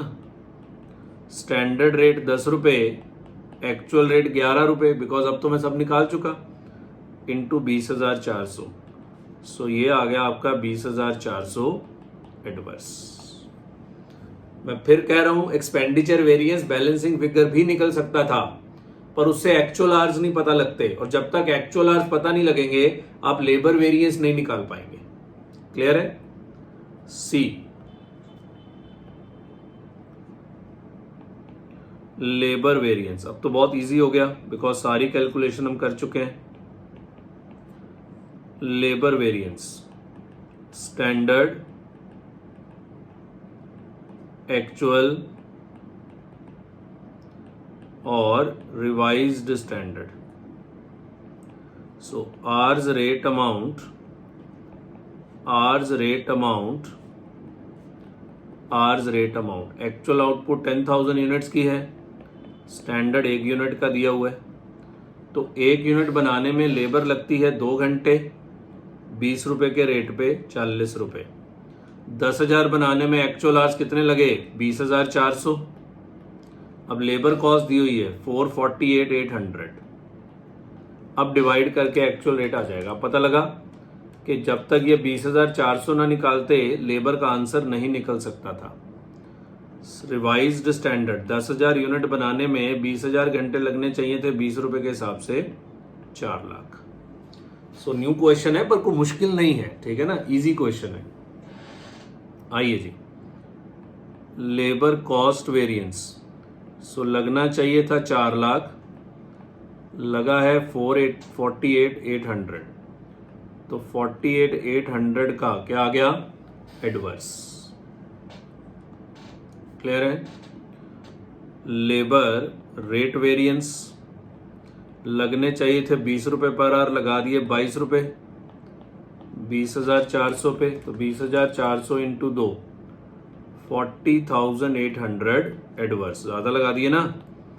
लेबर एफिशिएंसी वेरिएंस, लगने चाहिए थे 20,000 घंटे, लगा दिए 20,400 घंटे एट द रेट ऑफ 20, तो 8,000 एडवर्स। आजकल ना इंस्टीट्यूट की एक टेंडेंसी हो गई है, नॉर्मल सवाल में भी थोड़ा बहुत स्टैंडर्ड कॉस्टिंग में वो बैक कैलकुलेशन करवाते हैं कि क्वेश्चन बिल्कुल नॉर्मल होता है पर वो उसका जानबूझ के थोड़ी बहुत ही बैक कैलकुलेशन करवा देते हैं ताकि उनको लगे कि हाँ कुछ नया किया है, ठीक है ना। अब जैसे ये नॉर्मल सवाल था, एवं एक्सपेंडिचर वेरिएंस, एफिशिएंसी वेरिएंस दे दिया, एक्चुअल आवर्स छुपा लिए। सो किसी भी क्वेश्चन में आजकल ये बैक कैलकुलेशन टेस्ट करते हैं, खासकर स्टैंडर्ड कॉस्टिंग में ये कर रहे हैं। पेपर में भी इस बार ऐसे ही हुआ था, जो मैंने पेपर का वीडियो डाला था उसमें मैंने डिस्कस किया था कि नॉर्मल क्वेश्चन उठाया और एक छोटा सा बैक कैलकुलेशन करवा दिया। ठीक है, पॉज करिए, ऊपर करेंगे।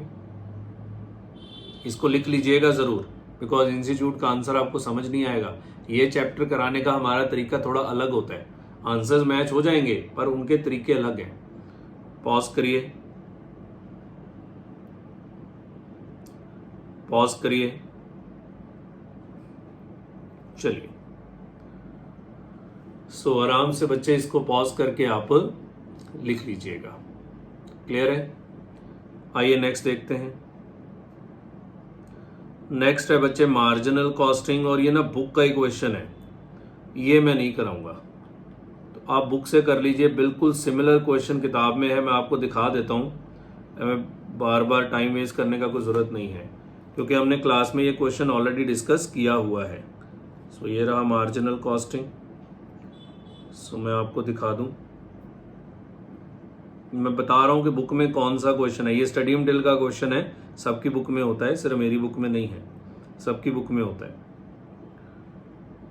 ये रहा, ये वाला क्वेश्चन है। ये देखो फिगर्स भी सेम है, इसलिए नहीं करा रहा क्योंकि फिगर्स भी सेम है। ये देखो 1100 माइनस 400, 1100 माइनस 400, फिर देखो इधर 1450, 150, और यहाँ भी सेम देखो 1450, 150। तो बुक का क्वेश्चन नंबर रेफर कर दे रहा हूँ, जो इसको एज ए इंपॉर्टेंट क्वेश्चन मान के करना चाहता है वो कर ले। रेफर क्वेश्चन 28 फ्रॉम बुक, बाकी स्टडी मटेरियल में भी है, जो स्टडी मटेरियल से देखना चाहते हैं वहां से भी देख सकते हैं। सो रेफर बिल्कुल ही सेम है ना, फिगर्स भी अलग होते ना तो मैं कुछ ना कुछ कराता। ऊपर वाले क्वेश्चंस भी सिमिलर क्वेश्चंस हैं किताब में, पर वहां फिगर्स अलग थे, इसलिए मैंने कहा चलो डिस्कस कर देते हैं। अब इसका क्या करूं, ये तो सिमिलर क्वेश्चन, सिमिलर आंसर, सब कुछ क्लास में किया हुआ है, आपकी नोटबुक पे होगा भी ये सवाल, इसलिए हम इसको डिस्कस नहीं कर रहे। बस क्वेश्चन ये इंपॉर्टेंट है, ध्यान रखिएगा। बहुत बढ़िया सवाल है, हमने क्लास में डिस्कस करते हुए भी बताया था, ये सीधा पेपर में आ जाए आपको दिक्कत आ जाएगी। सो बहुत बढ़िया क्वेश्चन है, करिएगा जरूर इसको एक बार दोबारा। बाकी मार्जिनल के आपने सारे क्वेश्चंस तो करने ही हैं। आइए जी नेक्स्ट देखते हैं, आखिरी सवाल। बजट एंड बजटरी कंट्रोल, ये भी एक न्यू सम है, तो इसको तो पक्का पक्का मेरे साथ साथ करना ही करना है। स्टैंडर्ड कॉस्टिंग का भी न्यू सम था, ये भी न्यू सम है। आइए जी, तो जो न्यू सम होता है उसके तो एज इट इज आने की संभावना होती है ना, कि चल इस पेपर में नहीं आएगा तो आने वाले पेपर्स में आ जाएगा। सो न्यू सम तो आपको ध्यान से करना ही करना है। पढ़िए। The accountant of manufacturing company provides you the following details for the year 1920. Direct material, direct wages, fixed factory overheads, variable factory overheads, other variable cost, other fixed cost, profit और sales। ये 2019-20 का data दिया हुआ है। During the year, the company manufactured two products A and B, and the output and cost were product A, product B। Output दी हुई है दोनों की, सेलिंग प्राइस पर यूनिट दिया हुआ है, डायरेक्ट मटेरियल पर यूनिट दिया हुआ है, डायरेक्ट वेजेस भी पर यूनिट दिया हुआ है। Variable factory overhead is absorbed as a percentage of direct wages. चलो, वेरिएबल फैक्ट्री ओवरहेड जो है उसका एब्जॉर्प्शन रेट डायरेक्ट वेजेस के बेस पे है। Other variable cost have been computed as product A 4 रुपए पर यूनिट, प्रोडक्ट बी 4 रुपए 80 पैसे पर यूनिट। सो जो इन दोनों के बारे में तो उसने बता दिया। आगे ड्यूरिंग 2021, अच्छा देखें जरा कि ये परसेंटेज ऑफ डायरेक्ट वेजेस है कि नहीं है, पर वो कैसे पता लगेगा, वो तो इसमें करना पड़ेगा ना। During 2021 it is expected that the demand of product A will fall by 25% and for B by 50%। so दोनों का डिमांड गिरने के चांसेस हैं। It is decided to manufacture a new product C, the cost for which is estimated as follows। वो कह रहा है क्योंकि A और B की डिमांड कम हो जाएगी, ये पिछले साल की आउटपुट है, ध्यान रखना, ये सारा डाटा ड्यूरिंग द ईयर यानी कि पिछले साल का है, 2019-20 का। वो कह रहा है 20-21 में आते आते हमें लगता है कि ए की डिमांड 25% से गिर जाएगी और बी की डिमांड 50% से गिर जाएगी। अब बड़ी सारी जो कैपेसिटी है उसकी वो फ्री हो जाएगी, तो तो जैसे ही कैपेसिटी फ्री हो जाएगी, वो कह रहे हैं इस कैपेसिटी को यूटिलाइज करते हैं और प्रोडक्ट सी बनाना शुरू कर देते हैं। आउटपुट होगी 2 लाख यूनिट, सेलिंग प्राइस दिया है, डायरेक्ट मटेरियल दिया है, डायरेक्ट वेजेस दिया है। बहुत अलग तरह का क्वेश्चन है। It is anticipated that the other variable cost per unit of product C will be same as for product A. मांगा क्या है? Prepare a budget to present to the management showing the current position and the position for 2021, comment on the comparative result। वो कह रहा है जी budget बना के दिखाइए जिसमें आपको करंट पोजीशन बतानी है और पोजीशन फॉर 2021 बतानी है और इसके ऊपर आपको कमेंट भी देना है। चलिए, बहुत बढ़िया क्वेश्चन है, बहुत बढ़िया सवाल है। अब एक बार क्वेश्चन को दोबारा पढ़ लीजिए प्लीज। कुछ भी नहीं करना बच्चे, बजट कुछ नहीं है, इसमें प्रॉफिट निकालना है आपको बस। 2021 का आपको 19-20 का डाटा दिया हुआ है और 2021 के डाटा में चेंजेस करके आपको बताना है बस। सो एक बार क्वेश्चन दोबारा पढ़ लीजिए, मैं भी पढ़ लूँ एक बार।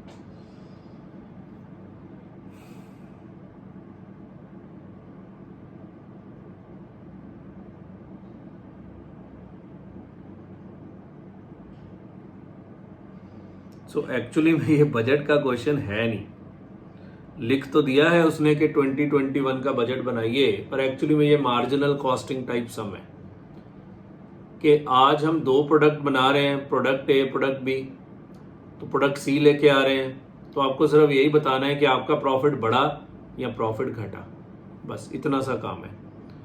और वेरिएबल कॉस्ट के बारे में बताया है, फिक्स कॉस्ट के बारे में कुछ नहीं बताया, तो fix cost will remain the same. ये सम मार्जिनल कॉस्टिंग का सम है, बिकॉज हम कंट्रीब्यूशन निकाल के फिक्स कॉस्ट माइनस करने वाले हैं। पहले हम बनाएंगे 19-20 का प्रॉफिट 2 प्रोडक्ट लेके ए और बी, फिर हम बनाएंगे 20-21 का 3 प्रोडक्ट लेके ए बी और सी। सो 2 बार प्रॉफिट निकालना है बस। सो एग्जैक्टली देखा जाए तो इसमें बजट का कोई काम है नहीं, सारा काम किसका है? मार्जिनल का। क्या आपको ये देखना है कौन वेरिएबल है कौन फिक्स है? कौन सा बजट है ये? कह सकते हैं फ्लेक्सिबल बजट है। अगर कुछ नाम देना ही है तो ये कह सकते हैं कि फ्लेक्सिबल बजट है, पर फ्लेक्सिबल बजट ऐसे नहीं होता था, वो तो कैपेसिटी वाइज चेंज होता था। यहाँ तो नया प्रोडक्ट लेके आ रहे हैं। एनी हाउ, जो है सो है। आप बजट बोल दीजिए, जो मर्जी बोल दीजिए, पेपर में आएगा तो आपको करना ही पड़ेगा। चलिए जी, सो पहले 2019-20 का प्रॉफिट निकालते हैं जी। क्वेश्चन इजी है, प्रॉफिट निकालना कोई मुश्किल काम नहीं होता। Sub point A, calculation of profit for 2019 and 20, calculation of profit for 2019 and 20, 3 column बनाना बिकॉज आपको टोटल प्रॉफिट भी चाहिए।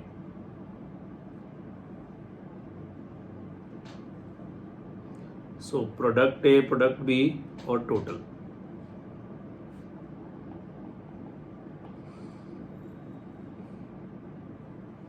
चलिए जी, सो सबसे पहले आउटपुट यूनिट्स में दी हुई है, दिस इज ए। प्रोडक्ट ए की कितनी है? 2 लाख, बी की 1 लाख। प्रॉफिट निकालना है तो सेल लेनी पड़ेगी, तो सेलिंग प्राइस पर यूनिट 32 और 56। सो ये आ गई आपकी सेल्स ए इंटू बी। सो 2 लाख इंटू 32 64 लाख और 56 लैक्स। आइए जी खर्चे माइनस करते हैं। Direct material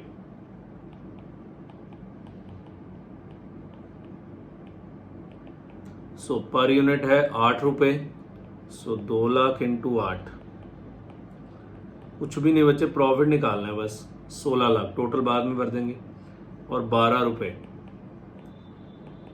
1 lakh into 12, 12 lakh. Direct wages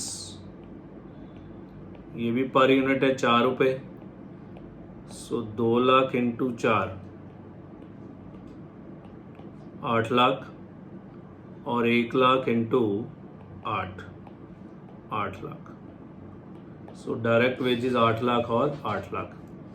फिर वेरिएबल फैक्ट्री ओवरहेड्स, क्योंकि मैं कंट्रीब्यूशन निकालूंगा तो पहले सिर्फ वेरिएबल खर्चे ले रहे हैं। नीचे क्या लिखा था, variable factory overhead absorbed as a percentage of direct wages. तो ये निकालना पड़ेगा आपको। इधर देखो, वेरिएबल फैक्ट्री ओवरहेड पिछले साल थे 16 लाख, डायरेक्ट वेजेस भी थी 16 लाख, तो 100% ऑफ डायरेक्ट वेजेस है। सो मैं सीधा लिख रहा हूं 100%। ये पता लग गया बच्चे? पिछले साल, क्योंकि डाटा तो पिछले साल का ही देखोगे ना। सो पिछले साल डायरेक्ट वेजेस भी थी 16 लाख, वेरिएबल ओवरहेड्स भी थे 16 लाख, तो 100% ऑफ डायरेक्ट वेजेस है ना। सो डायरेक्ट वेजेस जितनी लगी हैं उतने ही वेरिएबल ओवरहेड्स हैं, यानी कि 8 लाख और 8 लाख। आगे अदर वेरिएबल कॉस्ट, प्रोडक्ट ए की 4 रुपये, प्रोडक्ट बी की 4 रुपये 80 पैसे। अदर वेरिएबल कॉस्ट, प्रोडक्ट ए की कितनी है 4 रुपये, सो 2 लाख इंटू 4, ये सब 8 लाख ही आई आ रहा है, और उसका है 4 रुपये 80 पैसे इंटू 1 लाख, सो 4,80,000। ये आ गया जी आपका कंट्रीब्यूशन। बच्चे जो फिक्स्ड कॉस्ट है वो टोटल में से माइनस करनी पड़ेगी, अलग अलग प्रोडक्ट की फिक्स्ड कॉस्ट बताई नहीं है, ठीक है, ये ध्यान रखिएगा। तभी मैंने कहा ना ये मार्जिनल कॉस्टिंग का सम है, ये तो हमें बजट में डाला हुआ है। सो ये 24 लाख ही आ रहा है जी। 56 lakh minus 12 lakh minus 16 lakh minus 480, 23,20,000। तो टोटल कंट्रीब्यूशन बताइए। ऊपर वाला खुद लिख लीजिएगा, मैं सीधा कंट्रीब्यूशन लिख दिया है 47,20,000। अब इसमें से माइनस करनी है क्या, फिक्स्ड कॉस्ट। फिक्स्ड कॉस्ट है दो तरह की, फिक्स्ड फैक्ट्री ओवरहेड्स 16 लाख के, ऐसे मार्जिनल कॉस्टिंग में होता है ना, जहां फिक्स्ड कॉस्ट को प्रोडक्ट कॉस्ट मानते हैं हम लोग, सॉरी पीरियड कॉस्ट मानते हैं, और सीधा इसको टोटल में से माइनस करते हैं। Other fixed cost 12,80,000। सो ये आपका निकल के आ गया जी पिछले साल का प्रॉफिट, माइनस 16 लाख माइनस 12,80,000, सो 18,40,000। ये आपका पिछले साल का प्रॉफिट आ गया। अब नया प्रॉफिट निकालना है और 3 प्रोडक्ट के साथ निकालना है। बस ध्यान रखना कि demand for A will fall by 25% and demand for B by 50%। So दोनों की आउटपुट जो है वो कम हो जाएगी। So B, calculation of profit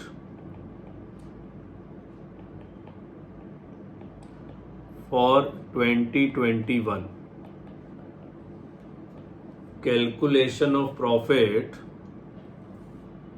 for the year 2021। तो ये क्वेश्चन तो पक्का पक्का अच्छे से करना है, अलग तरह का न्यू सम है। न्यू सम तो सारे करने होते हैं।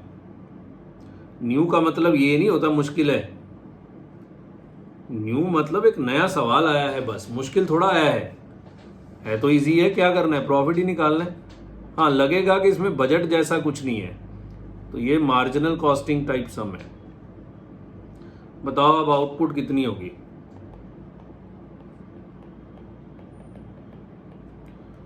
सो ए की 2 लाख थी, तो ये 25% से कम हो जाएगी। 2 लाख माइनस 25%, 1,50,000। समझ गए ना, मैंने कैलकुलेशन नहीं लिखी। बी की थी 1 लाख, ये 50% से कम हो जाएगी 50,000, तो उसने सी बनाया और सी की आउटपुट कितनी है 2 लाख। क्लियर है। सेलिंग प्राइस पर यूनिट वो तो सेम ही है, ए का 32 रुपये, बी का 56, सी का नीचे दिया हुआ है 28। तो ये आ गई आपकी sales. 1,50,000 into 32 48 lakh. 50,000 into 56 28 lakh. 2 lakh into 28 56 lakh. आइए जी, डायरेक्ट मटेरियल अब तीनों का लिखना है, तो मैं अब कैलकुलेशन नहीं शो कर रहा, सीधा कर रहा हूँ। वो है 8 रुपये पर यूनिट, सो 1.5 लाख इंटू 8, कैलकुलेशन खुद से कर लीजिएगा आप, 12 लाख। दूसरे का है 12 रुपये पर यूनिट, तो 50,000 इंटू 12 6 लाख। तीसरे का है 6 रुपये 40 पैसे, सो 2 लाख इंटू 6 रुपये 40 पैसे 12,80,000। सो कैलकुलेशन मैंने शो नहीं करी, वो अब आप कर सकते हैं। डायरेक्ट वेजेस 4 रुपये पर यूनिट, सो 1.5 लाख इंटू 4 6 लाख। 8 रुपये पर यूनिट, तो 50,000 इंटू 8 4 लाख। और नीचे 4 रुपये per unit, so 2 lakh into 4 8 lakh. Variable factory overheads 100% of direct wages 6 lakh 4 lakh 8 lakh. Other variable cost पहले की थी ए की 4 रुपये पर यूनिट, सो 1.5 लाख इंटू 4 6 लाख। दूसरे की 4 रुपये 80 पैसे, तो 50,000 इंटू 4 रुपये 80 पैसे 2,40,000। और तीसरे की है नीचे दी हुई थी सेम एज प्रोडक्ट ए, तो प्रोडक्ट ए की है 4 रुपये, सो 2 लाख इंटू 4 8 लाख। सो ये आ गया जी आपका कंट्रीब्यूशन।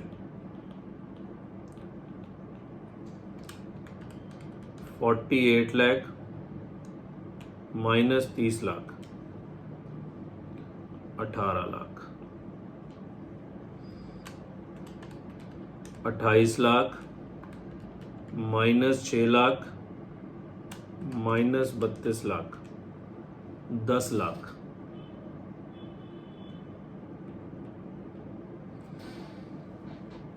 डायरेक्ट वेजेस नहीं, सॉरी, ये 32 लाख थोड़ा है, ये गलत कर दिया, 28 कैलकुलेशन मिस्टेक करी। 10 lakh minus 640 11,60,000। 56 lakh minus 1280 minus 8 lakh minus 16 lakh 19,20,000 total. आप ऊपर का भी टोटल लगा दीजिएगा, मैं सीधा कंट्रीब्यूशन का ही टोटल कर देता हूँ।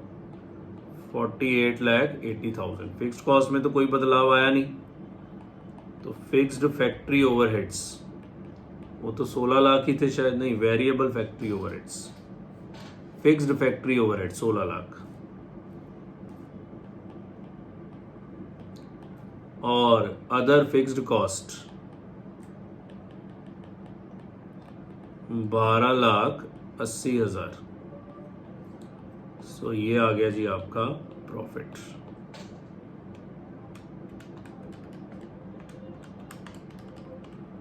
$20 लाख। लो जी, सो पहले आपका प्रॉफिट कितना था? 1840, प्रोडक्ट सी आने से 20 लाख हो गया। सो वो कह रहा था कमेंट दीजिए, with introduction of product C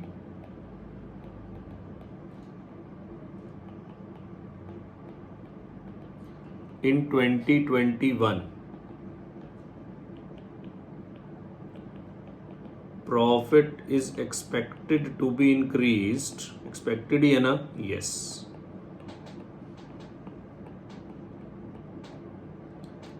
by कितने से प्रॉफिट बढ़ रहा है? 160 से 1,60,000 कैसे आया? 20 लाख minus 18,40,000. So it is recommended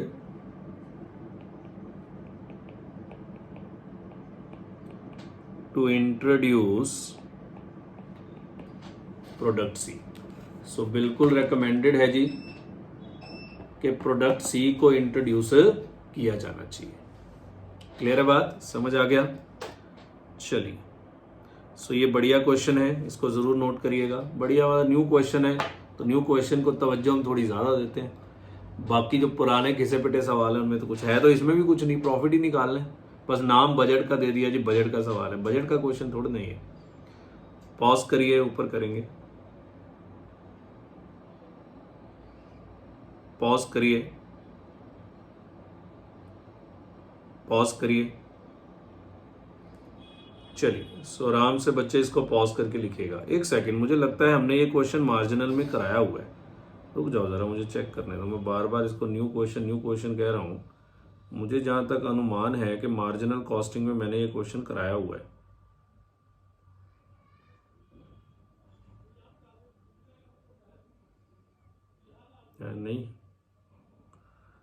नहीं जी नहीं, ये कुछ नहीं है. चलो कोई बात नहीं.